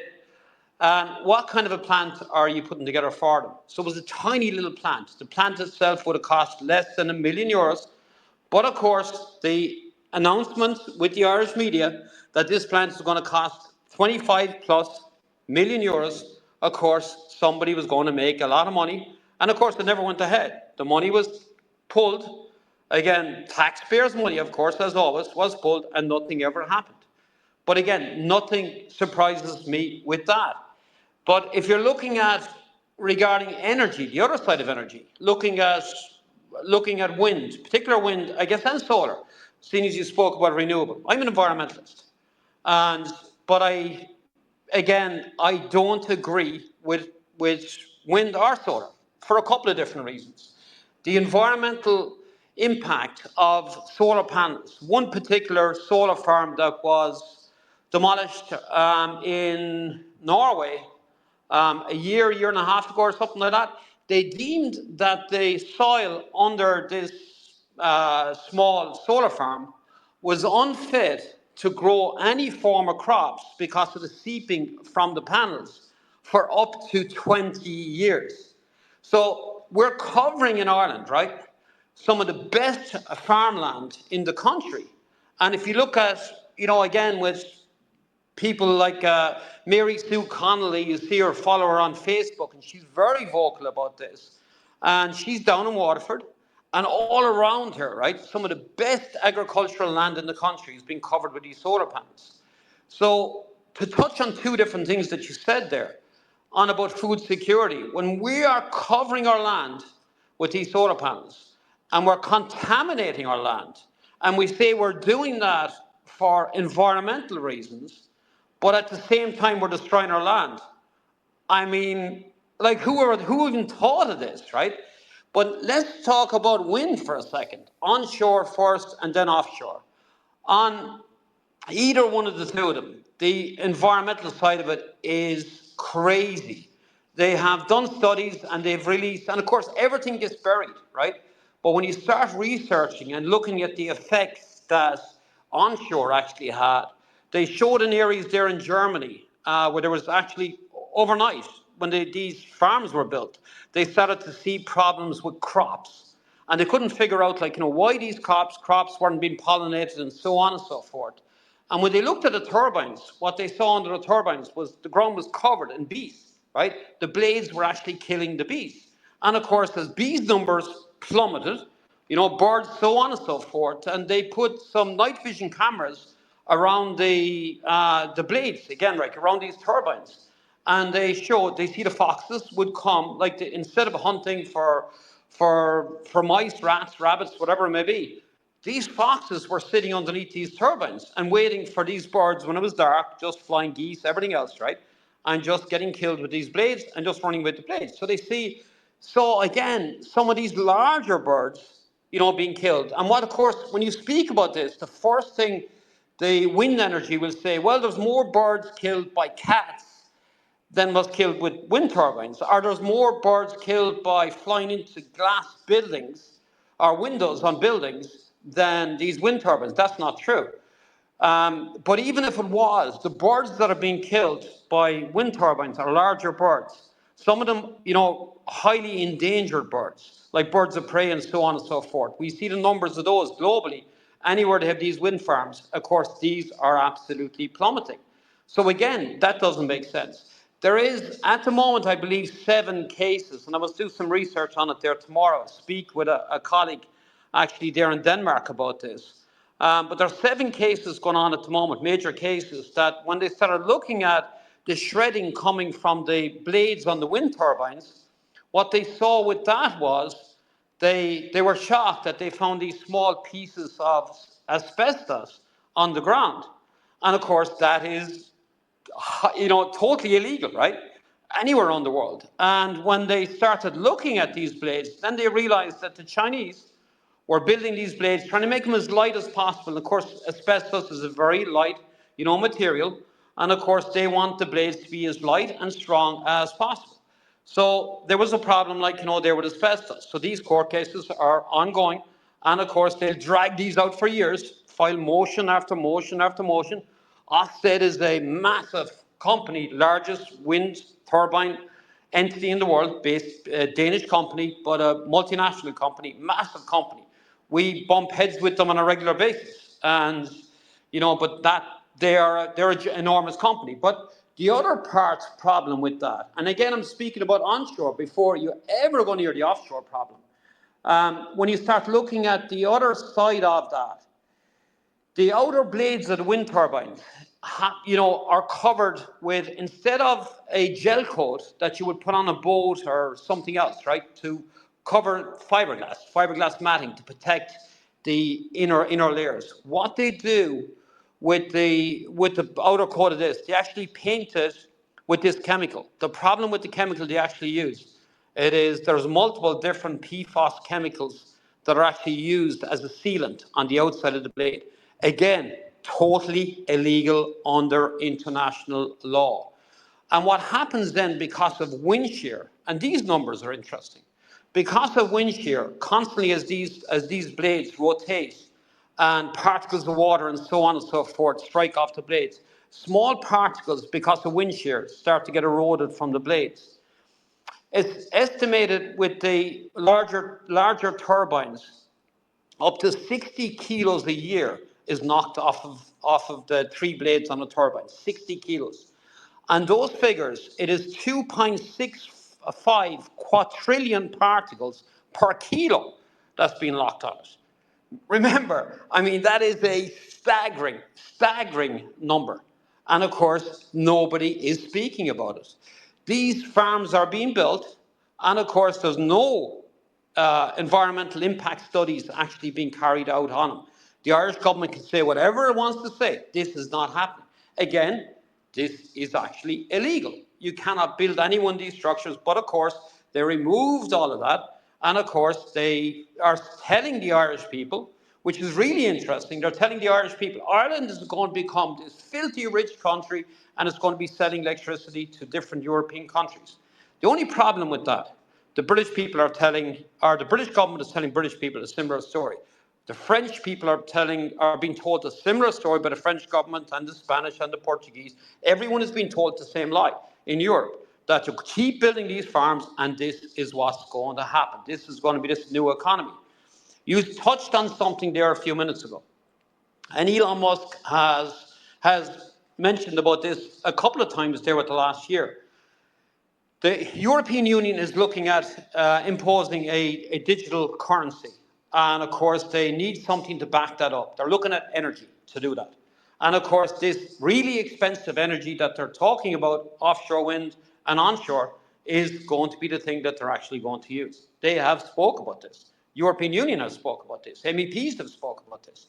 And of course, the problem with it is it's going to bankrupt companies all over the place. I will get to the offshore in a minute, but prior to that, what's after happening with the last couple of years because of this green agenda, this Green New Deal? Think about this and how crazy this is. All the major environmental companies in Europe that are, say, recycling plastic and so on and so forth, companies that are doing massive work for the environment have all gone bankrupt. The reason they went bankrupt is because of energy costs. Five of the top 10 recycling companies in Germany all went bankrupt within the last 6 months, are all gone. The other five of them there are on their knees and they will follow suit soon. This is the same all over the world. The recycling industry is collapsing because of this Green New Deal. But when you look at offshore, this is where it's absolutely insane. The price of energy coming from offshore compared to onshore, of course, it's a lot more expensive. Anywhere, no matter where you read the studies, anywhere from a 80% up to 250%. It depends how far off the coast the turbines are and so on and so forth. So if the Irish people think they're paying a lot for electricity right now, they have seen nothing yet. Absolutely nothing yet. And our government, our politicians, in many cases, I think they don't understand because, like I said earlier on, they have an extremely low IQ and they don't seem to understand or know or don't care, one or the other. I mean, it's one of the above, but they keep building these structures. With the offshore structures, we get a lot of our devices for collecting plastic and other environmental things. Do a lot of work in the west coast of Denmark. We manufacture a lot of our goods there. And one thing that I noticed there some 5, 6 years ago, or 6, 7 years ago, whatever it was, when I was in this factory in the west coast of Denmark, and we were getting these devices built for taking microplastics and nanoparticles of plastic there from the ocean. And I asked the guy inside the factory, I said, hey, I grew up in a little place called Helvig, a little bay like this, right? And you'd always see little boats out fishing. How come there's no boats out in the water here? And he said, there's no fish there. I said, what do you mean there's no fish? I said, that doesn't make any sense. And of course, all you can see is this mountain of wind turbines offshore. And he says, well, there's no fish. They haven't been for years. I said, when did that happen? And he said, well, about 10, 11 years ago, the fish completely disappeared. I said, how long are the structures out there? He said, the wind turbines are there about 3 or 4 years prior to that. And I said, can you get me a small boat? I said, I just want to go out. I want to look at something. And he says, yeah, no problem. He says, I'll organize it tomorrow morning. So the next morning, got up, went to the port, go out to the wind farm. And when I got close to the wind farm, the first thing I saw was this mass of filter feeders, barnacles, so on and so forth. Remember, there's thousands of these structures everywhere. And you see the mass of these filter feeders that are actually growing on the bottom of these turbines. And of course, filter feeders, they feed and they filter the water. But it was, as soon as I saw it, of course, I said, hey, this is nuts. This is absolutely crazy. And the guy said to me, what's crazy? I said, that's what has to happen to your fish. He said, what? I said, those filter feeders, all fish, when they spawn, the larvae of the fish, they make its way up to the upper water column. Once they make their way up to the water column, the filter feeders, of course, they're starting to eat the larvae of the fish. I said, over a 2 or 3 year period, or 3, 4, 5 year period, the recruitment numbers back to the ocean floor is being reduced, greatly reduced. And of course, fish stocks collapsed because of that. And it was very evident to see. But again, it's such a massive industry, a multi-billion-dollar industry, and to be able to get corrupt NGOs, so-called environmental NGOs, and those are covering the likes of these people. I know all about that because I called out a Danish environmental company some years ago that was carrying out an environmental crime in Indonesia.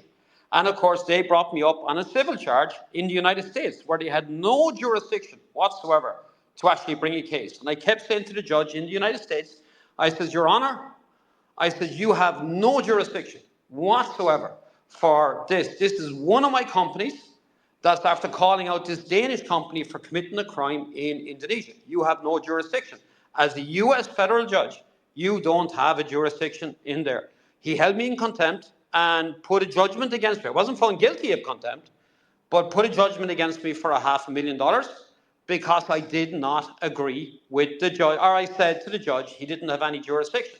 So again, it just goes to show the corruption that is in the environmental space. And it also goes to show that our leadership, especially the leadership in Ireland, that these people have an extremely low IQ, and of course they should not be running our government. They will bankrupt every single company in Ireland. The Irish people, as bad off as some of them may be right now, the situation is going to be dire in the next couple of years unless people can pull back. And one of the biggest push that people should have is start supporting, again, entities and push back against wind energy and solar, wind and solar, and stop it. Because this is something that's going to force your children to leave Ireland in massive numbers because they won't be able to afford to live inside their countries unless people make a stance and change the direction the country is in. Like I said, I'm an environmentalist. I work in this space the whole time.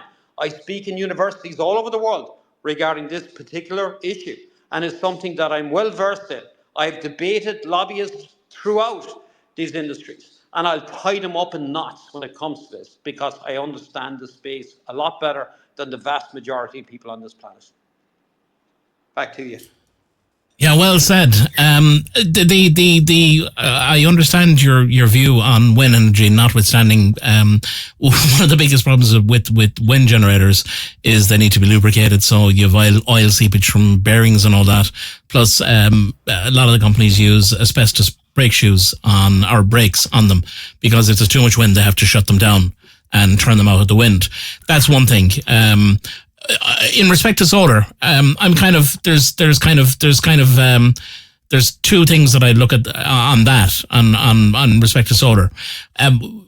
Covering land in Ireland is absolutely crazy. Declan Ganley was online, very strict about or very vocal about a solar plant that's going or allegedly going into Abinakmoy, and it's going to cover an awful lot of very good farmland, which sounds a bit crazy.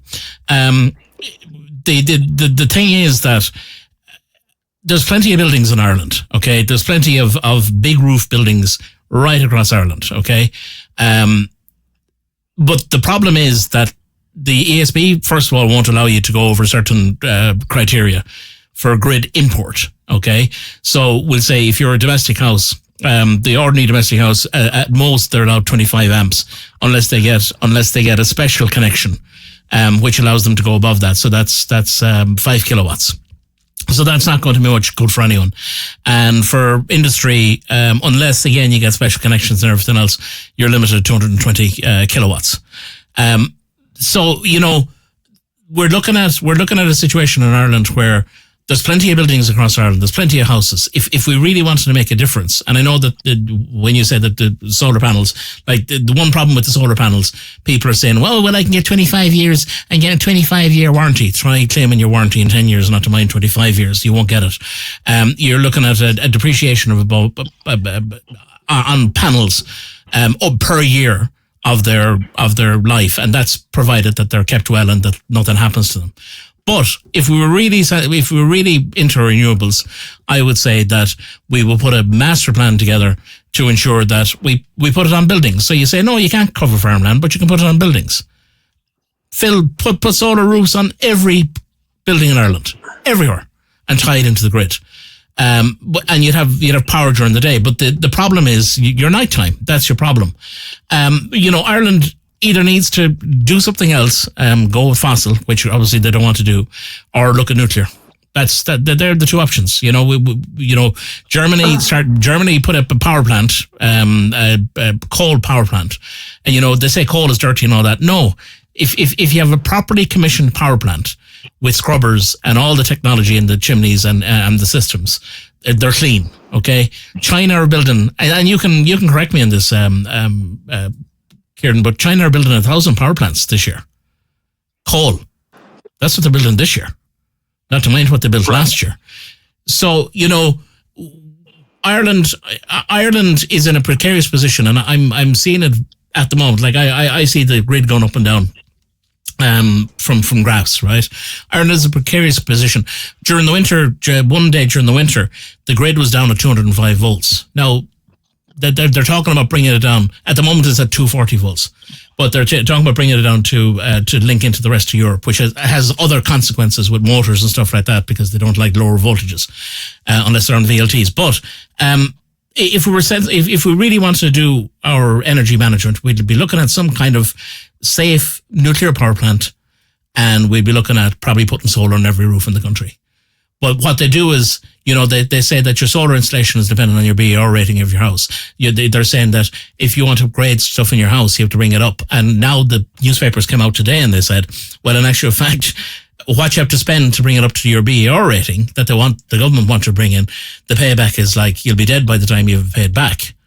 It's just there's no joined up thinking. Someone comes up with a bright idea. 2 days later, it's announced, like heat pumps, for example. They're now saying that they're going to do an €8,000 grant on heat pumps. In the last 3 weeks, the heat pumps have gone up by about $3,000 because there's grants available for them now. So, it's just, there's this price gouging. It's the same that's happening in the filling stations.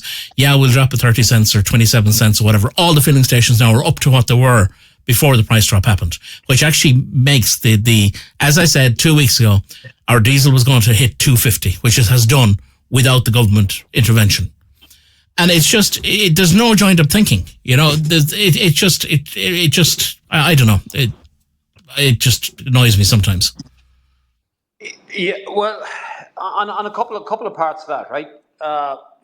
First of all, regarding, back with the solar, I had an employee with me that worked with me there for quite a few years. He was a Polish guy, Luke Batola. And he went out and he bought a solar farm in Florida. And he was telling me about this solar farm and that he was going to get into the whole solar business. And of course, Florida, would you think with the Sunshine State like that, it would be an ideal place for these actually panels instead of overcast Ireland. Luke himself, he was telling me on year one, he said, this was great. And of course, his margin on it, like, was something like 37% or something on year one. On year two, again selling it into the grid. I forget what utility company he was actually selling his electricity to. On year two, it had dropped 6% on year two. Year three, again, like it was a similar drop, right? So this went on for the first 3 or 4 years. And Luke called panicking. He said, "What am I going to do?" He said, "It's going to bankrupt me." I said, "Sell it as quickly as possible." And he said, "Well," he said, "I want to stay in it." I said, "You stay in it, you're going to go bankrupt." I said, "Sell it. Maybe there'll be someone stupid enough to buy it." And of course, somebody came along, and that was stupid enough to buy it. And Luke was able to get out from underneath the solar farm. And God love the poor fellow that bought it, but he didn't have it that long. And of course, that solar farm, within 2 years, the company that bought it went bankrupt. So there is issues with it. And of course, once these farms are, after running their whole life cycle, now you're stuck with these panels, and there's absolutely no way to, again, to recycle these panels. There's nothing you can actually do with them. So if you look at scrubbers that you spoke about there a second ago, there is actually an Irish company. Spoke with them there a couple of weeks back. Very interesting technology. We have some amazing talent, Irish people. This guy again, he came up with this invention, and it's something new. He has some patents pending on it, I think, at the moment.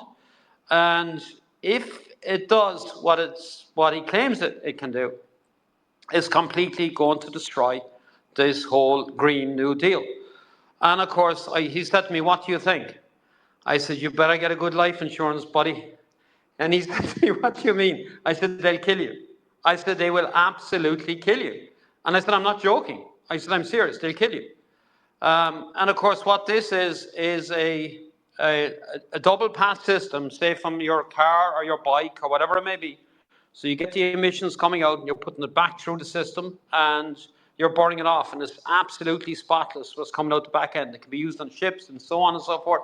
I read the white paper. It is something that is really fascinating with the numbers they're actually getting from it.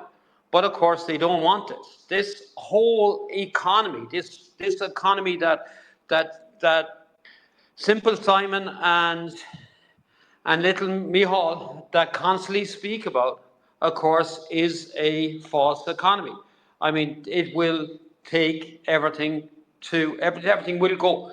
I was at a conference there last year. I was asked to attend as a delegation from the country I was actually in, and it was with the Russian government. So there were a bunch of folks from Russia, a bunch of politicians, and so on and so forth. And it was actually really interesting listening to them. And after it was a meet and greet, go around, and I was speaking with this 2 or 3 people. This one lady, she was absolutely fascinating to speak to. And of course, I have a lot of connections. I have a couple of Russian kids. I have dated and married to a Russian woman. And so I had, again, good enough contacts with people within that country. And of course, I have no issues whatsoever. And that's for a different debate on a different platform. At some stage, I have no issues whatsoever with Russia, none whatsoever. And of course, as for other countries around the world, I couldn't care less. Something that you touched on at the start of this, Kira, about the whole thing with Israel and Palestine. I couldn't care less about either of the two countries. I worry about my own country. I couldn't care less about either of the two of them. But when I spoke to this lady, what really fascinated me, what she actually did, she was part of a team where she was a nuclear scientist, and where they built these small modular units, these nuclear plants. And it was fascinating, right, about how small these actually are, and about what it could actually do for a country like Ireland. You could have multiple of these all around the country, and of course, they are extremely safe. One thing that they've seen after Chernobyl and other, again, disasters that actually happened, that the nuclear, again, fallout was pretty localized, and of course that what people initially thought that there were this cloud and it was going to spread over a massive area, that actually didn't happen. But looking at these small units, and if they really want to talk about carbon footprint and really go down that route, nuclear is the solution. There's no doubt about that. But to say that we're going to get rid of fossil fuels, that just shows again that Ireland has politicians that haven't a clue. If you spoke about the oil reserves off of the Cork coast, but that's one thing. But if you look at the reserves that are out in the Porcupine Basin, before they shut this all down, and remember speaking to people, and of course I've been working in the maritime industry my whole life.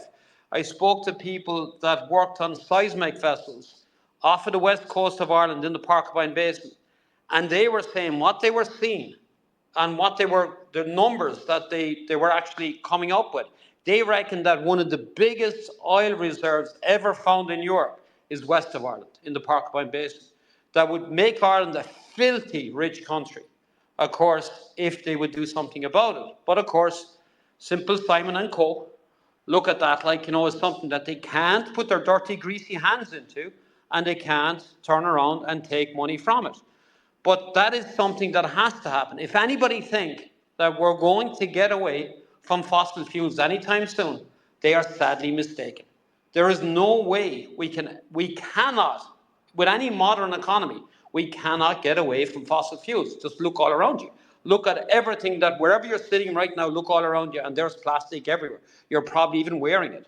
So like to think that that is going to change, it's not. It's again, it's just the mindset, like, there of the people that's actually running our country. I mean, that has to change. I mean, we have to, you spoke about food security. And of course, look at that. Again, it's mind-boggling to see what's happening there. We allowed multiple things. You look at the maritime industry, the fishing industry. We've destroyed that. I mean, there's no fish left inshore around the Irish coast. It is completely and utterly obliterated. And of course, that's the industry I was breastfed in. And of course, our waters have been destroyed because of Irish vessels and foreign vessels. But our own vessels, again, a handful of them that industrial fished in Irish waters, that the Irish government enabled that to happen, to catch, again, tiny juvenile fish that were turned into meal to feed Norwegian farm salmon. And of course, we destroyed our waters because of that. Like right now, even look at people talk about quotas. We need quota increases or whatever in the fishing industry. We don't have any fish to catch to begin with. I mean, it's not there. I mean, our waters are bare. I speak to family members that are still involved in the fishing industry in Ireland, and lots of friends. There is no fish there. It's only a tiny percentage of the amount of fish that was there years ago exists today. Off the south coast of Ireland, you can go 10, 20 miles there from the beach. I mean, there's no fish. There's absolutely nothing. I mean, that is just the way it is. We need to take our waters back. We need to tell the European Union, we need to get away from the European Union. We need to tell the European Union, go pound sand, and we need to leave the European Union. If Ireland has any hope of protecting whatever is left in the country and rebuild our economy, but do it in a way that actually makes sense, where we can create new jobs, strong jobs. The only way we can do that is get away from Europe. Anyone that seems to think that we can continue on the route we are and that things are going to change, we're in serious trouble. I saw there yesterday, last night, there was a meeting, again, about a protest that they're calling for there on Tuesday to shut down the country. But you see, the bunch, excuse my English when I say this, the bunch of assholes that were actually at it. The first two people to actually speak were two Sinn Féin politicians, the same people that have pushed this green agenda again and that pushed the whole carbon thing on the Irish people. And now all of a sudden, being the opportunists that Sinn Féin are, they went along and they said, we do not agree with this. And this is something that we need to protest now. And of course, shame on the people that organised the meeting for giving Sinn Féin a platform. So, because Sinn Féin today have videos all over the internet why they oppose, that Sinn Féin opposes this and Sinn Féin supports this lockdown. Sinn Féin were one of the parties that actually created it. Sinn Féin, as bad as Fianna Fáil and Fine Gael are, and believe me, they are terrible. I'm not sure which one of the two of them is the worst, but Sinn Féin is probably worse than the two of them. Probably a lot worse than the two of them. And of course, Sinn Féin are opportunists. They will jump on board anything as long as they can actually look good at doing it. They don't care. They have no morals, absolutely none. But if you look at the food security regarding the agricultural sector, and you look at that, and here's some interesting figures that again, that people like the individuals within Independent Ireland, another bunch of charlatans. Again, another party that are pro-EU, again, and they showed that with the first MEP they actually got into Europe, even though they might try and pretend they're something else. Europe is going to be the downfall of Ireland. It is already pushing Ireland in that direction. Things need to change. But if you look at Independent Ireland and their position on all of this, it is again complete and utter BS. The food security, and one of the things I saw Kieran Malooly put up, again, another person that was part of the problem. People like him created the problem in Ireland. Worked, again, with the Irish government for years, and then all of a sudden he became a person, he said that he opposes the government, so he went with this Independent Ireland. But if you look at one of the things he put up about beef, Brazilian beef, and everything else, and of course they pulled another political stunt some months back about that. If you look at the studies that actually came out of universities in Sweden and Denmark regarding beef coming from Brazil, forget about all the growth hormones. Forget about all of that for a minute. Forget about all of that. Full stop. Let's forget about that. Right? It's unhealthy. We all know that. The growth hormones are a serious problem and it'll have a serious health effect on our Irish citizens. No doubt about that. But look at the other side of it, right? The carbon footprint, seen as Ireland and the Irish government is all about carbon.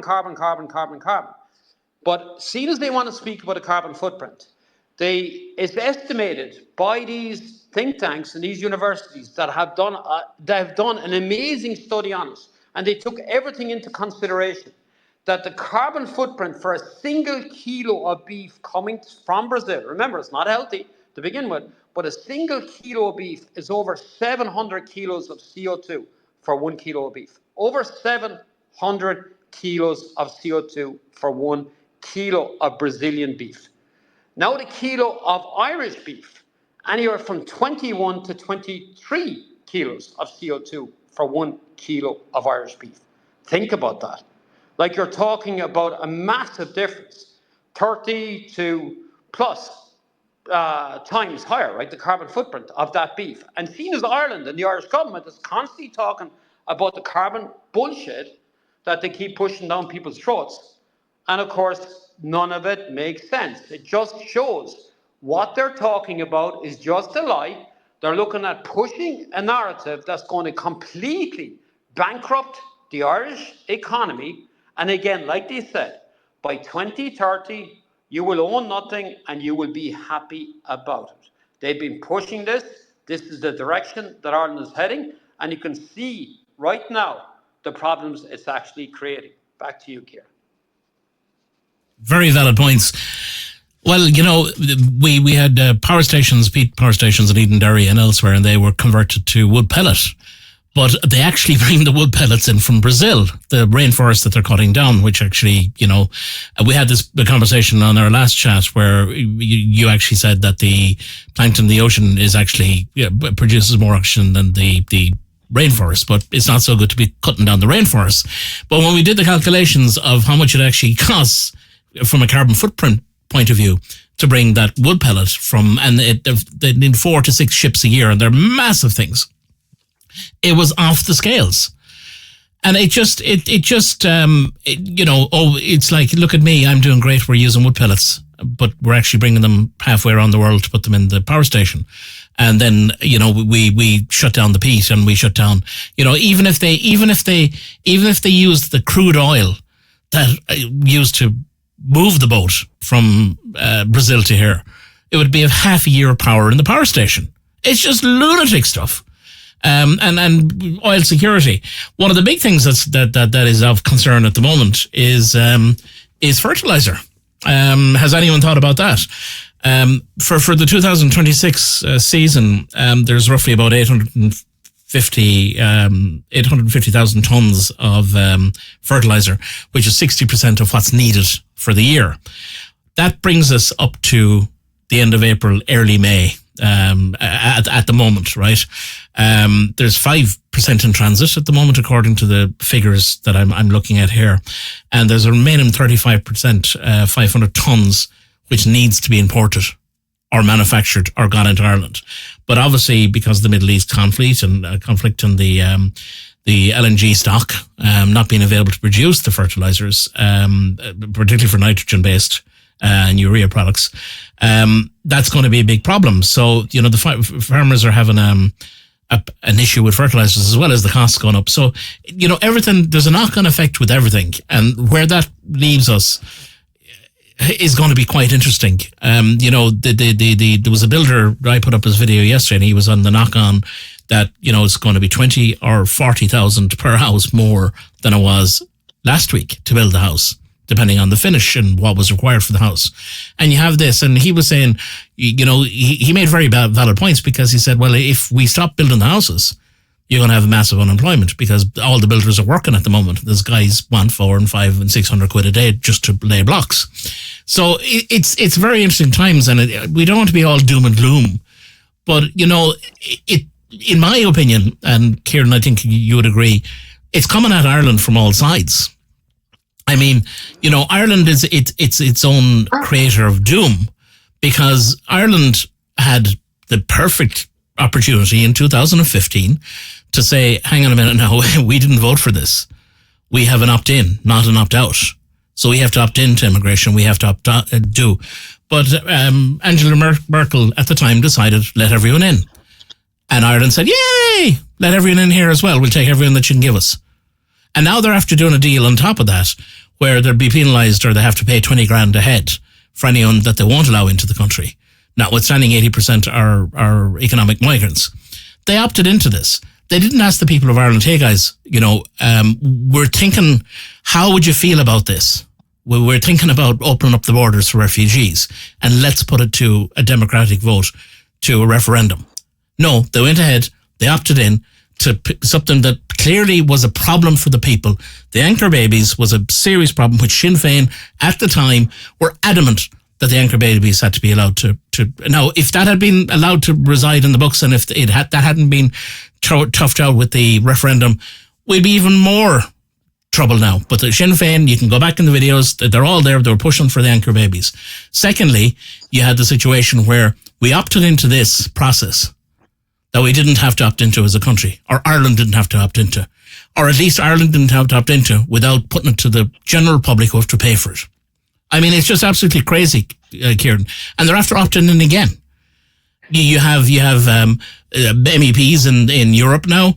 The Irish MEPs, they want the language of refugees and immigration and deportation changed, because they were trying to compare to Nazi Germany. This is what you're dealing with. It's fucking nuts. Excuse my French. Kieran. Well, it is, again, it's very, very simple, right? And you look at it, is it better to pay the 20,000 per head? It's actually a lot cheaper, even short-term and long-term. Like, you just pay it. I mean, again, it makes more sense, because bringing people into a country where you have this whole new economy regarding whether people like it or not, and of course, it is, I know what AI is going to do. Of course, we use AI in our company on a daily basis. I mean, we have no choice but to use it now. We can't compete with our corporations. And I see where AI, where you could have 300 plus people, doing books on a weekly basis, working 40 hours a week, and AI is doing the same thing now in 5 minutes once a week, what these 300 people were able to do. I see the call centres in Mumbai and Chennai and other places, like call centres where had an office in the same building, and where there was over 5,000 people in these call centres, and every one of them are gone. And of course, they have been replaced there with the likes of AI. So there is massive changes, and of course, bringing people in, it doesn't make any sense. It makes no sense whatsoever, because once you have them in, you're going to have to look after infrastructure. And when you speak about First, about housing, right? We don't have a housing problem in Ireland. We have a migration problem. And like if you get rid of the million plus people inside the country that are not Irish citizens, are not naturalized, are not, I should say, indigenous Irish people inside the country, and you start getting rid of these people, overnight, like this housing problem disappears too. I mean, it's going to take tough decisions where we put together, like if it's Rosie and Mike, and if you're looking at their kids, we should be putting their kids ahead of Ilham and Pepita, right? I mean, we should be taking care of our own children first. I mean, that is a massive problem, and of course, we're not doing that. Again, weak leadership has got us to where we are. We have a load of girly men, like, that are running our country, and those people have ran it into the ground. Regarding fertilizers, and of course, again, I'm coming from the environmental space, but I always look at the pro-business side of it. How can we create jobs? How can we manufacture at home and actually doing this? A country that is relying on external entities for business is a problem. We should be producing, again, whatever we need, we should be producing it inside in our own country. And of course, if we look at the natural side of this, and if you go look at the likes of seaweed, and look at seaweed where we can actually create tens of thousands of jobs in the country, plant seaweed, the likes of the seaweed itself, like, can reduce, again, seeing as they're all talking about it, constantly, carbon footprint, where you can actually reduce it by putting up this seaweed and using that seaweed again for our land to use that, where that again can be enrich the land and become a fertilizer, something that we had done for hundreds of years in Ireland, where we can return to the likes of that. I mean, that is all possible. We need change. Ireland has to look at things in a very, very different way. I spoke there quite a bit, like, about even small businesses. We need to look about getting these small businesses back into the hands of the Irish people.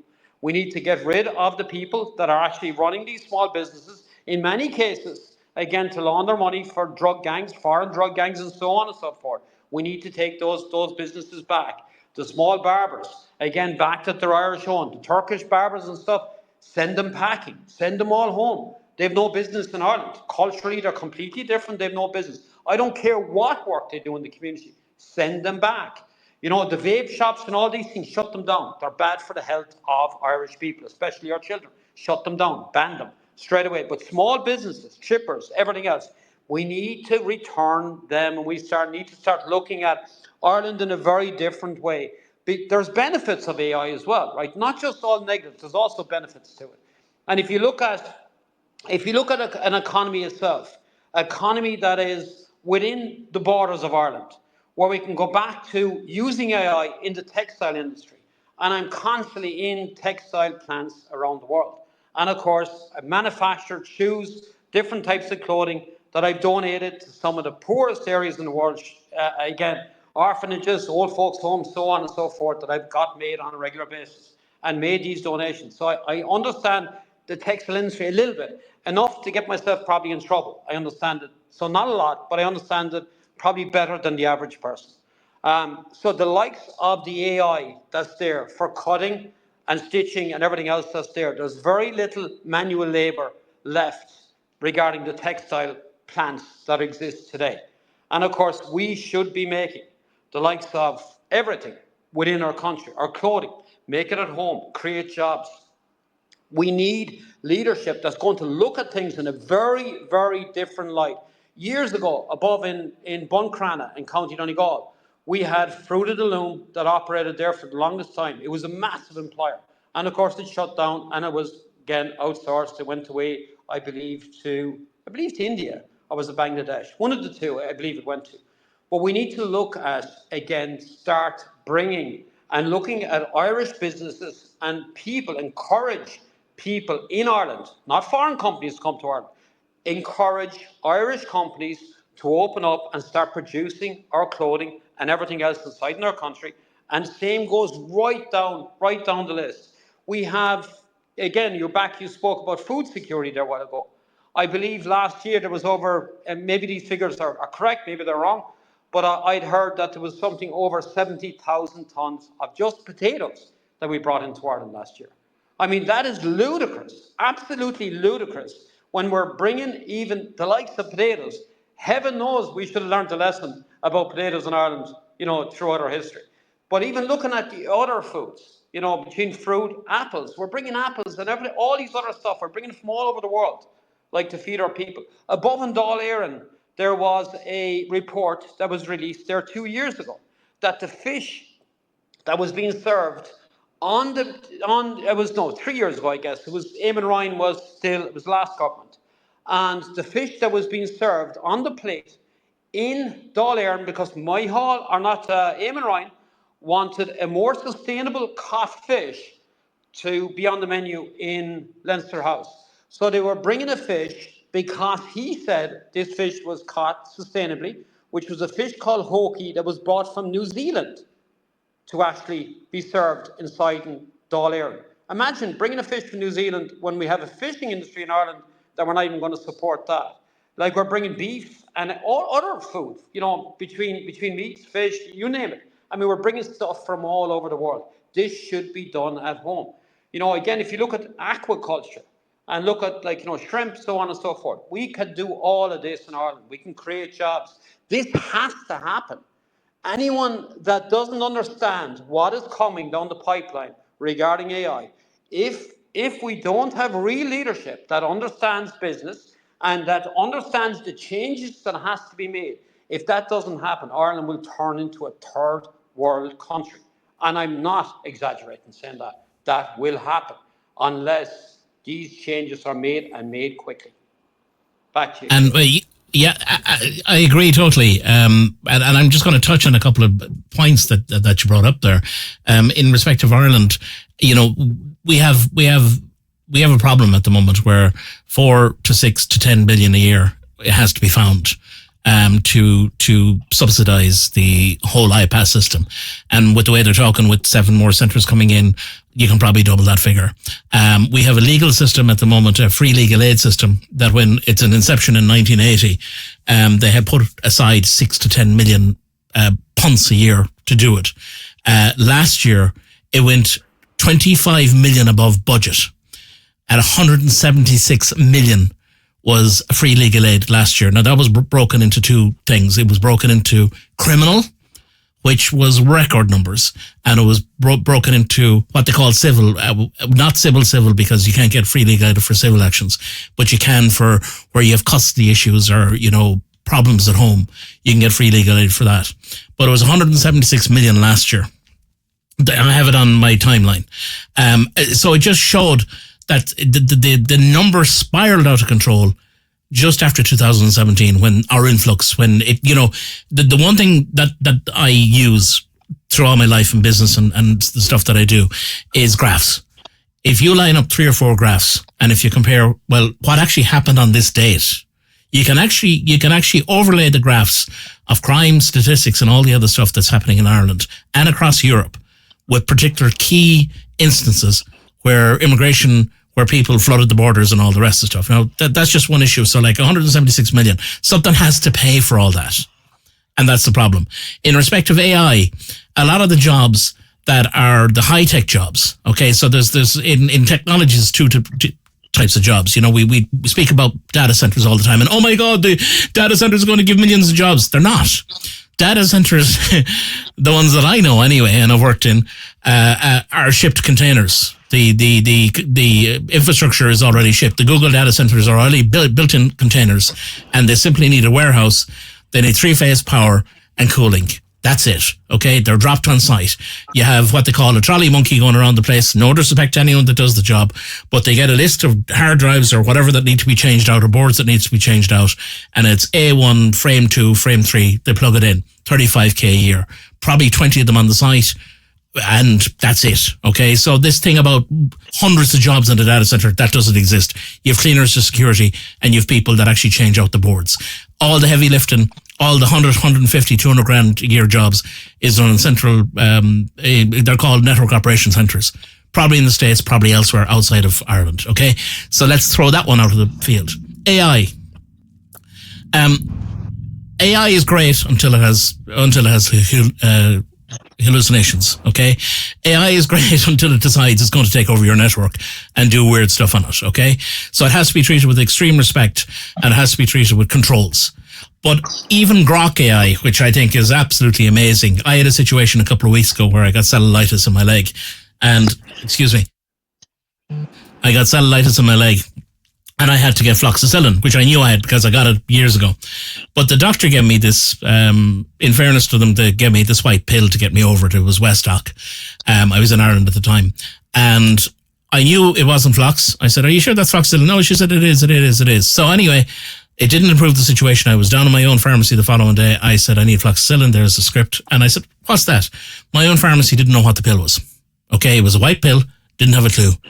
So it was passed around to everybody. No, we don't know what it is. Okay, now that's like scary. So I took a photograph of the pill with the little writing that was on the pill. And within about 3 seconds, Grok came back and said, that's fluoracillin. It's used for fungal nail infections and for in nail infections and other things, right? It had it back within seconds. So I went down and I said, by any chance, do you have any fluoracillin there? Can you compare that to the thing?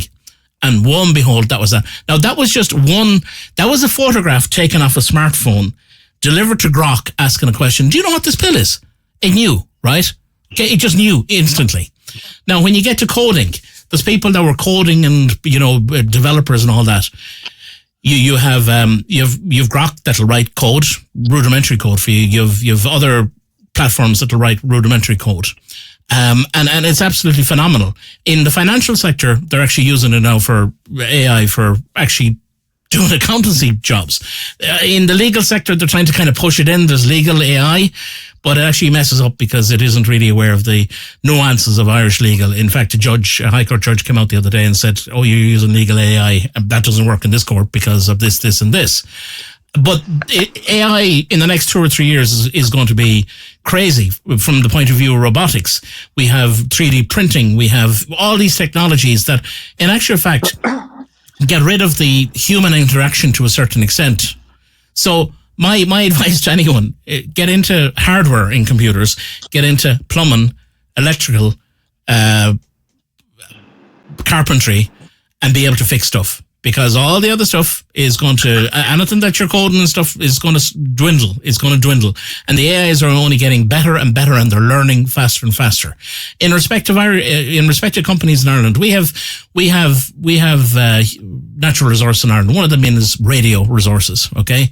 So airwaves.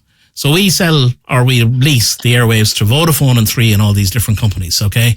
But all their call centers have gone out of Ireland. They don't even employ Irish people in call centers anymore.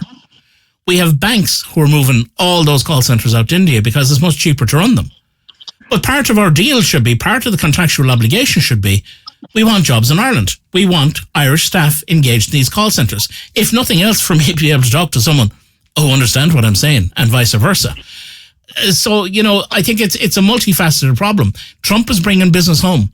Trump is bringing the farmers home. He came out, now Ireland isn't going to be affected on this round, but he said that generic pharmaceuticals in other countries, he's going to put a 100% import tariff on them, unless the companies do a deal. But he's also said to the companies that did the deal, he said, look, there's drugs there that you're trying to charge me $4,000 for on Medicaid. I'm not paying that. People can't afford that. We'll pay $400. So, the world is changing. And Ireland is in a precarious position, in my opinion, anyway. I don't know what to say. It's different. You and I are around in the 80s and the 90s. It's different now. It's a completely different. It's not the 1990 crash, and it's certainly not the 2008 crash. What's coming is going to be horrific, in my belief. And I don't want to be scaring people, but the houses 400 and 500 grand that you could have bought off receivers 6 years ago for 100 grand. You have landlords that are buying houses and putting 15 and 20 people into 3 or 4 bedrooms. And these are non-national landlords.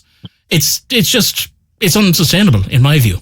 And something has to pay the people, A woman rang me or contacted me through the radio station, and she said, I have a great story to tell you.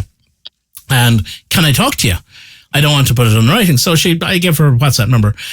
So she said her husband bought the house beside them. And that was fine. And so they're landlords, and they were going to get out of it because it just isn't, but they're holding on to it. But there's a Ukrainian couple in it for the last 3 years. Now, she said they mind their own business, but they never leave the house. They don't work, okay? And they have two flashy motors outside. She said they were given the grant to put in the car charger for one of the cars, the whole lot. But anyway, the couple came out and she said, can you mind our dog? We're going back to Ukraine for the Easter. We're going skiing. And, oh, yeah, we can, okay, fine, yeah, we'll do that. And she said, if it's good enough to go back to Ukraine to go skiing for the Easter, why isn't it good enough to go back to Ukraine to stay there? And then the woman of the house gave it away that, well, they wanted to go back as well to look at their house and their apartment because they had them rented out. And this is the craziness that you're dealing with. And something is paying for all this. I mean, it's just absolutely crazy. You know, you have people that are being given passports and the right to stay.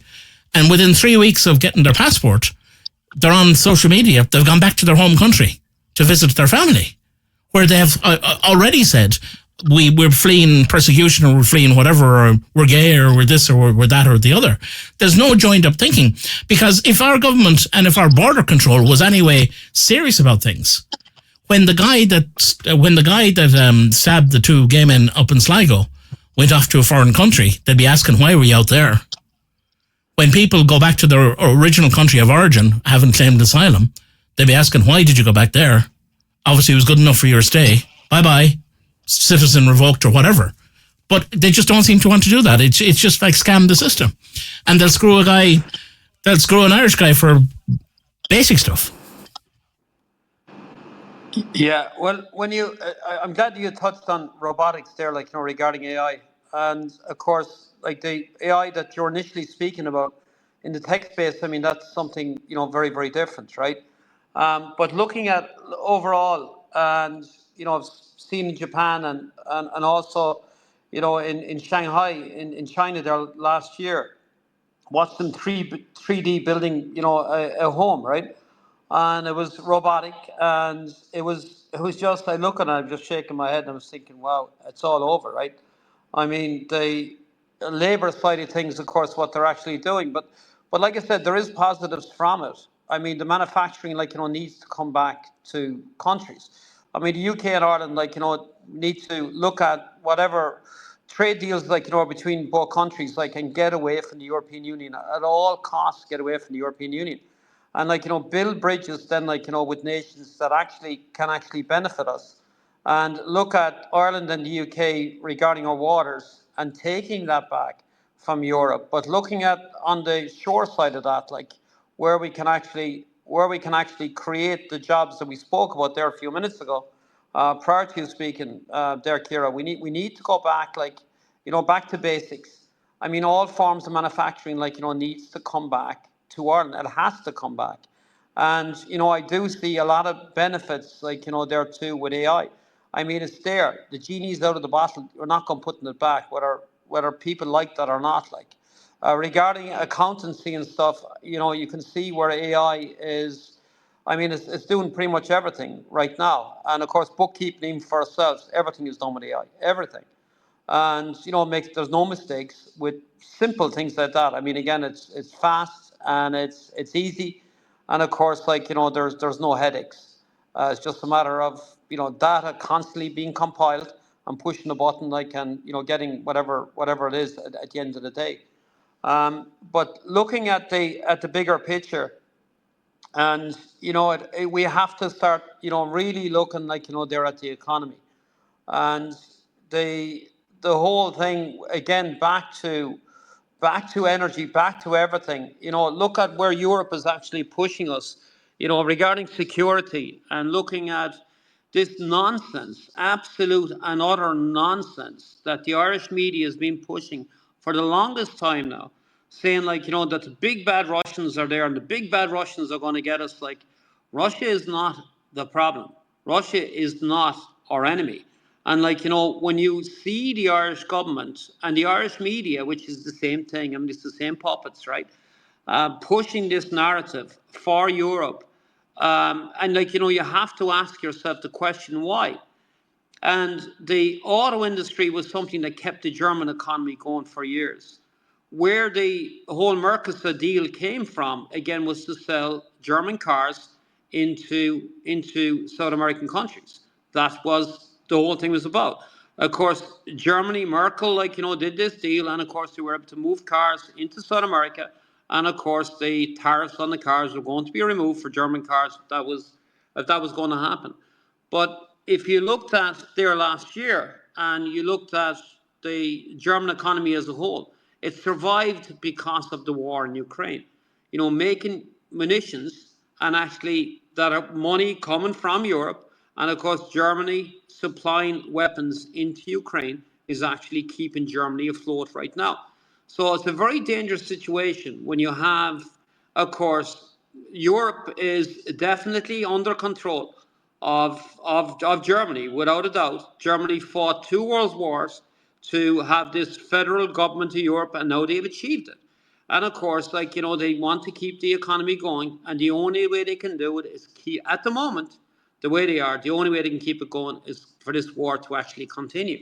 And of course, if they look at energy and so on and so forth that you spoke about earlier on, what is the solution? Well, the main solution is start looking at what is actually going on the eastern part of Ukraine, and why that war happened, who started it, who truly started it. And again, I don't think for a minute it wasn't Putin that started that. Again, it started years earlier with the Biden administration. But if you go back to even the Obama administration, go back even further and look at what happened there for years, of course, in Ukraine, and where that actually came from. And of course, we need to look at and be real about it. And if they want the energy crisis to end, we need to start looking at Russian oil. If anyone thinks we're getting away from fossil fuels, like I said, I've said twice on this call so far, if they think that we're getting away from fossil fuels anytime soon, that is not going to happen. It's absolutely impossible. But we need to build bridges, not burn bridges. The only bridge I would be in favour of burning, and that's the bridge between Ireland and Brussels, to get away from Europe, at all costs to get away from Europe, before it absolutely destroys us. Our country is unrecognisable at the moment. I spoke on a space there a few days ago, and of course, I knew exactly after that the same attacks would come when you speak about things politically in Ireland. And of course, any time that I speak on X about some of the political things in Ireland, the first thing they say, shut up, Yank, go home, Yank. And I speak to multiple people like myself, Irish people around the world, that have built, again, companies and so on around the world, and they're told when it comes to affairs in Ireland to shut up. But they'll tell Irish people like myself to not get involved in Irish politics, but they say nothing about the bastards. And again, I don't apologise for cursing this time, that have destroyed Ireland, have ran Ireland into the ground. The people that have created the problem. We need to stop looking at the external entities. The problem in Ireland comes from within Leinster House. That's where the problem is. It's Irish people that are the enemy of Irish people. It's our own government that has created this problem. We need to stop thinking about the external entities, what people talk about. Like I've said, and again, I've been clear, and I'm going to double down on this. I could not care less what happens in Gaza. Couldn't care less. I couldn't care less what happens in Israel either.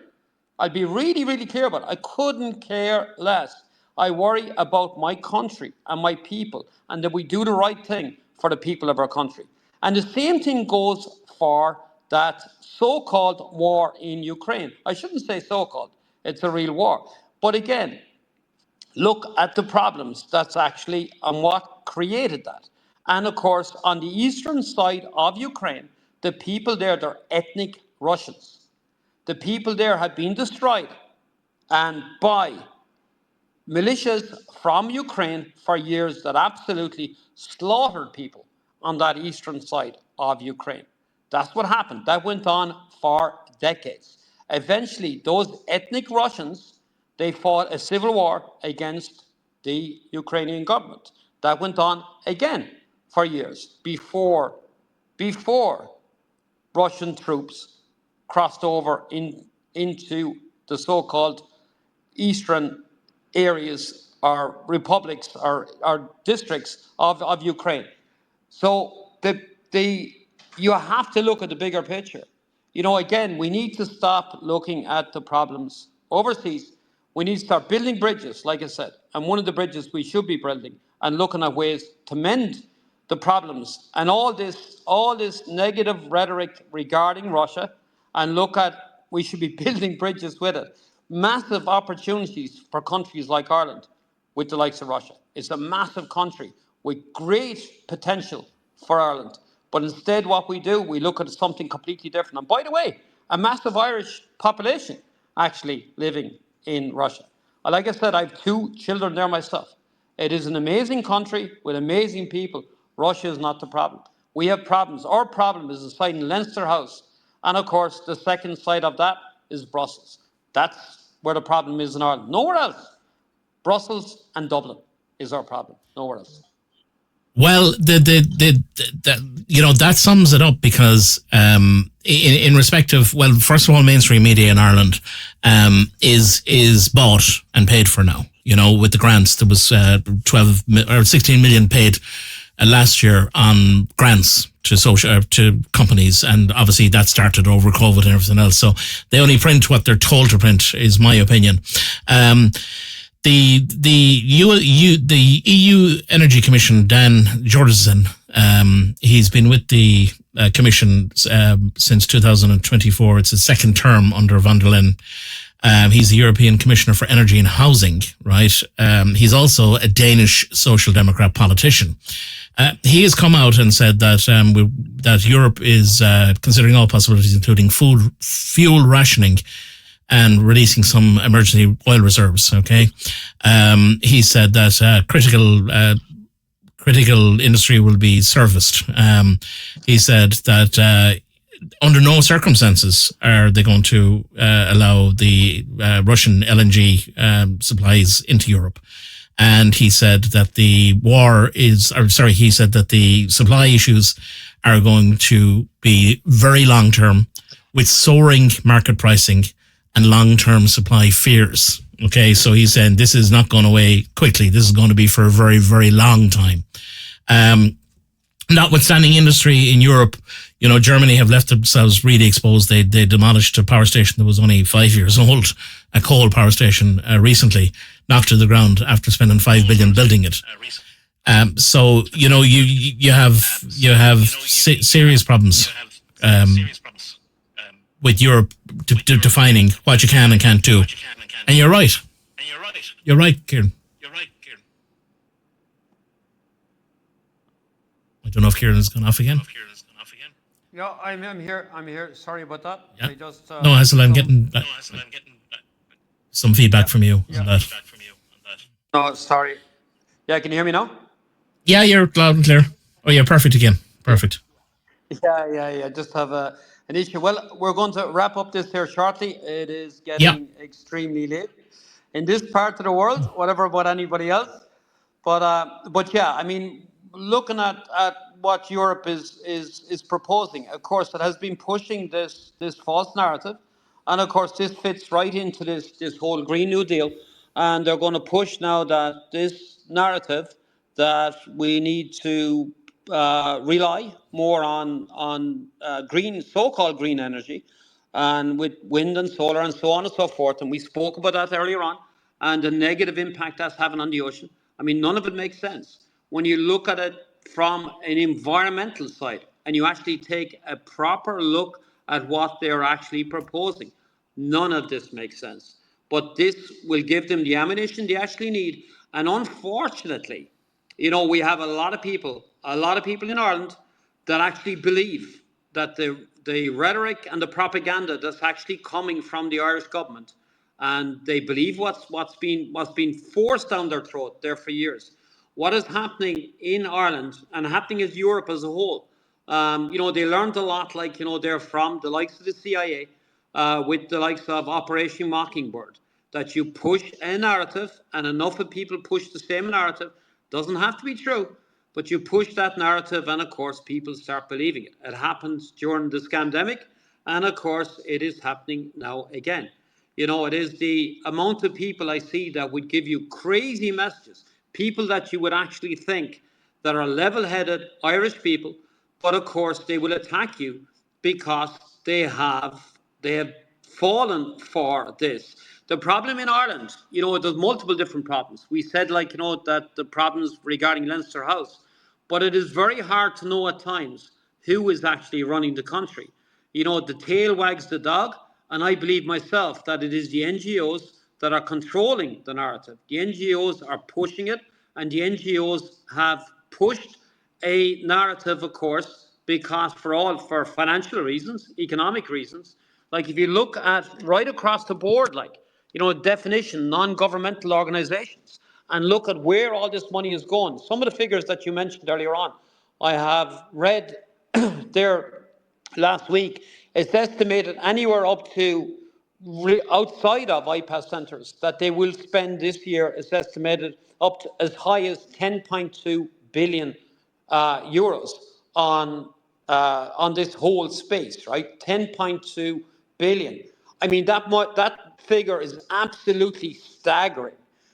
You saw there 2 weeks ago where the Irish government again announced that they will have this type of maritime military alliance with the UK and France, looking at our western coast and speaking again complete gobbledygook about like that they were going to protect it from the danger of Russia.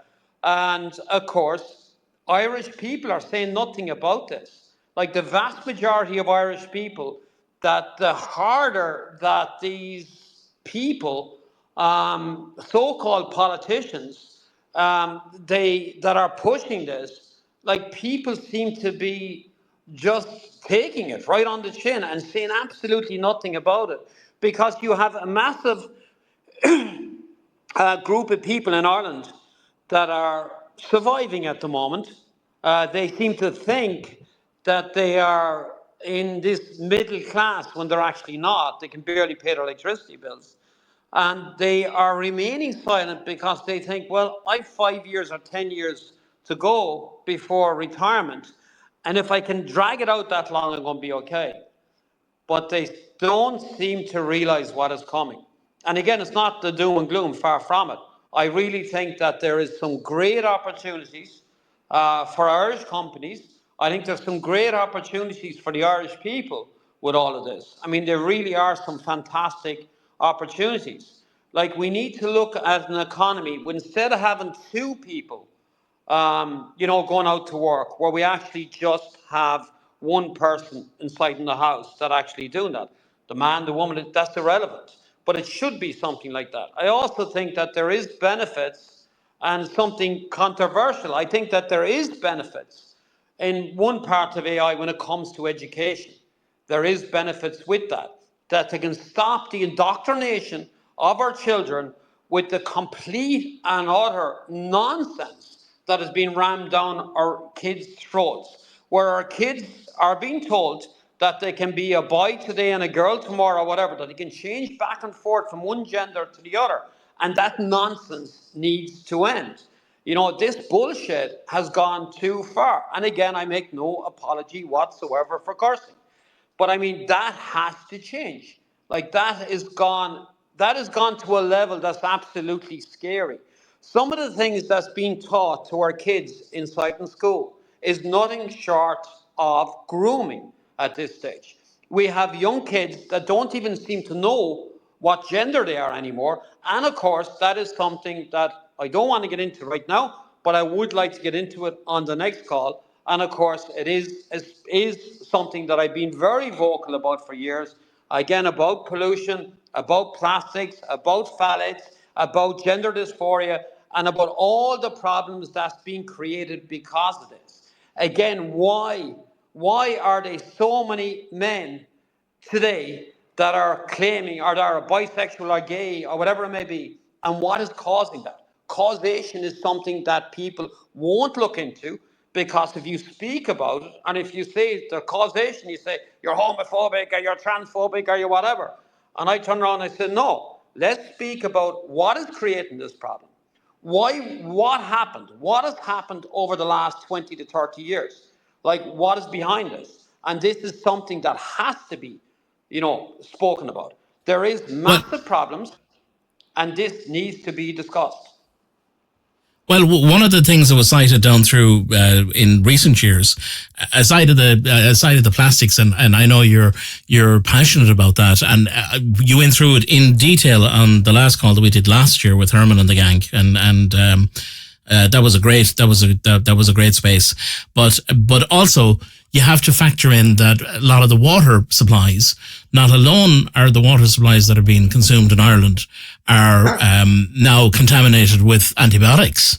But you also have water supplies which have have hormones in it for birth control and various other things which are being reconsumed, if you know what I mean.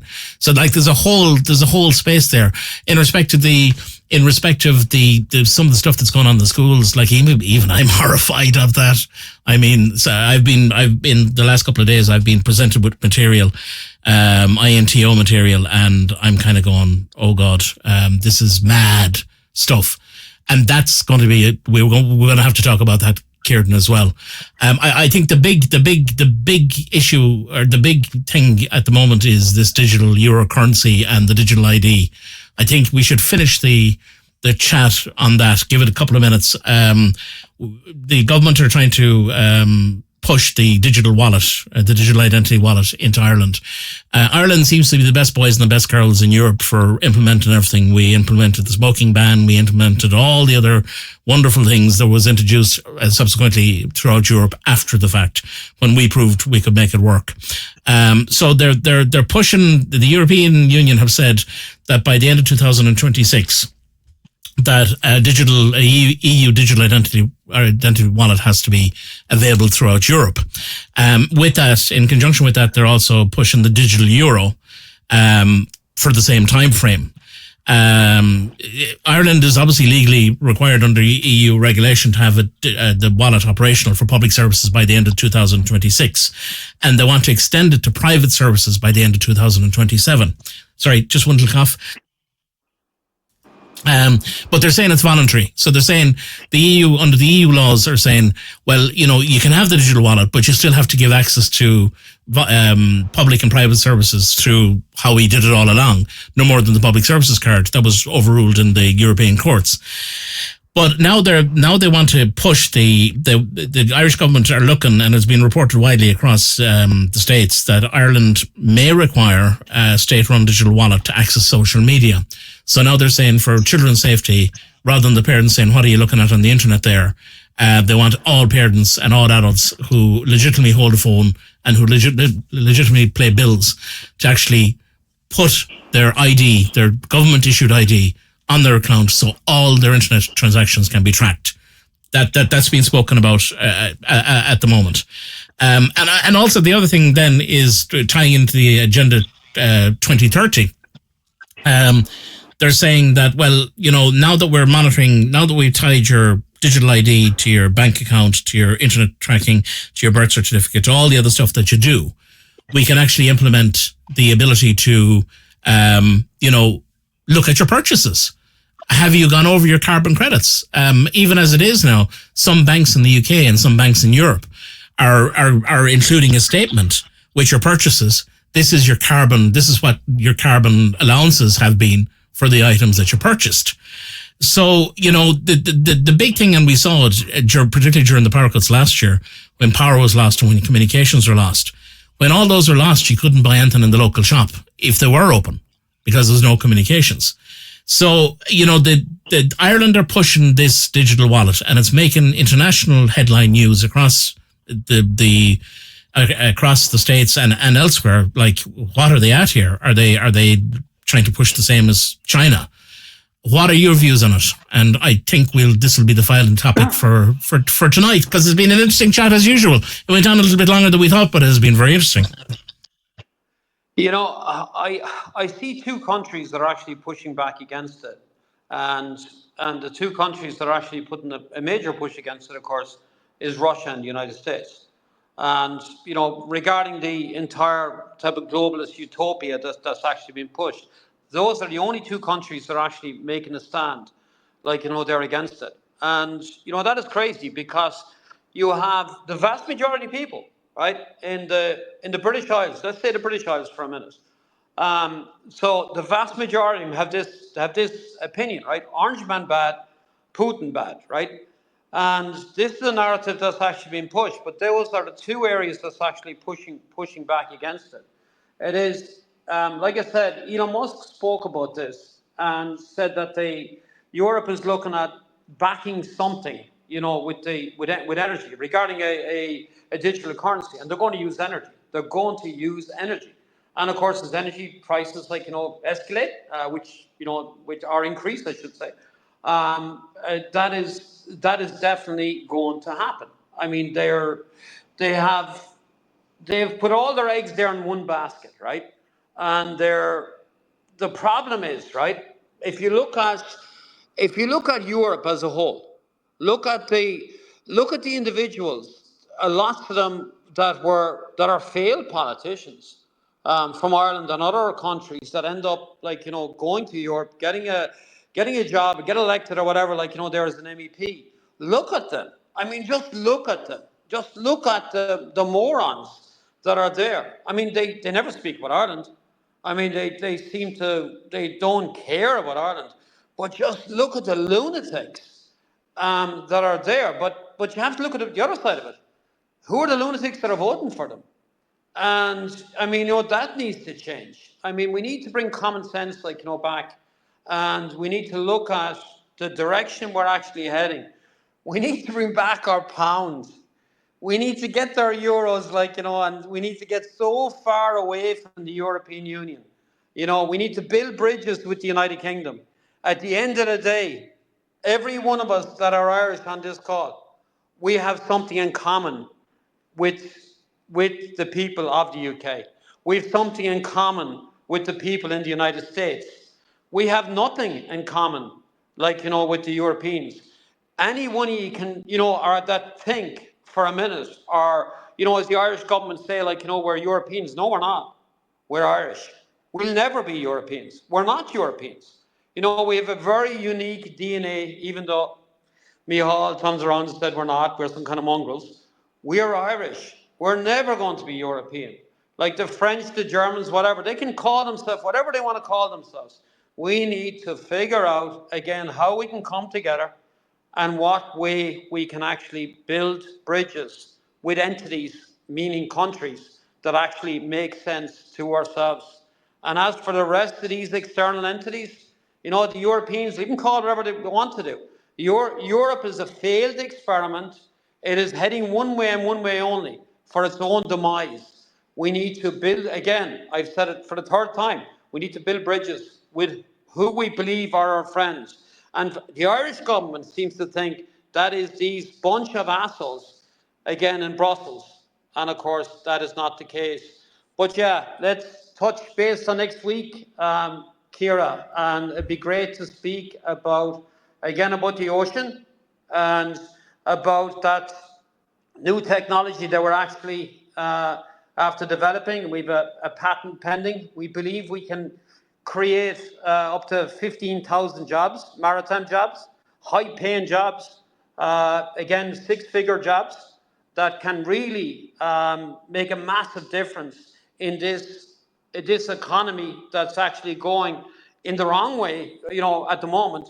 But we can actually make a massive difference and a massive change, and really look at a way of how we can turn things around. And again, I'm just speaking as a business, but again, speaking as a business that could benefit my country, a country that I love, no matter what people say about me. And I've said this over and over again, I could not care less what they think about me. I know one thing, I love my country, I love my people. But whatever people say about me besides that, I couldn't care less. On that note, I love you all, and back to you, Ciara. Yeah, no problem, Kieran. It's been an interesting chat. Yeah, Kieran and I have decided to do a kind of a weekly space, week in review, talk about the the little things happening during the week, get back to the kind of the normal stuff that we used to do back in the day, or at least I used to do back in the day. And, just a place where common sense is held and where it's facts, not fiction. That's all we want to do. Very, very simply. Great turnout tonight. Thank everyone for coming in and coming in. One person texted me there and they were trying to request get up. I'm not actually seeing the request. I think the space is still glitchy because we had a problem earlier on with Kieran. But look, we'll resolve that for next week. I think we have one or two guests on next week as well, if all goes well, and it's going to be very interesting. But, aside of all the doom and gloom, let's think positive. And, it saddens me. I spoke to, I was stateside for Paddy's Day, and I spoke to one or two people in respect of them moving there, and they moved there legitimately. And one of the things that was evident is that they feel that there's nothing in Ireland for them. I also did interviews with people on St. Patrick's Day. Now I didn't air them on St. Patrick's Day because it's a bigger package that's going to be dropped. But I've people in Australia and they told me why they went there. Young, from 26 years of age and older, 42 years of age, a couple that have moved out there. I followed up with some couples that moved there last year that I was told online the post that I put up about them was nonsense and was fake and everything else. So I've caught up with them. They're a year down the road. They're settled into their jobs and they're loving it. It's sad when the success stories that should be happening in Ireland, particularly with our young, talented Irish people, have to move to another country to make it big there. It's sad when a young person whose father or mother owns land, or their uncle even, and they're not allowed to build beside their family home, and they can't even get on the property ladder, and they feel that they have to move to another country. Like, we're losing some of the best people, highly educated nurses, highly educated doctors. Just last year, at the end of 2025, there was 7,000 Irish healthcare professionals in Australia. That includes nurses, doctors, dentists, pharmacists, occupational therapists, physiotherapists. 7,000 young people that left Ireland for a shore. And we're recruiting in Kenya and places where we can't even verify the education of doctors and nurses. And that's a whole different scope of a program. It's just crazy. And if you say anything, you're racist, or you're this, or that, you're that, or you're the other. One of the most repugnant things I saw today was Easter commemoration in Portlaw in Waterford. And our Irish flag is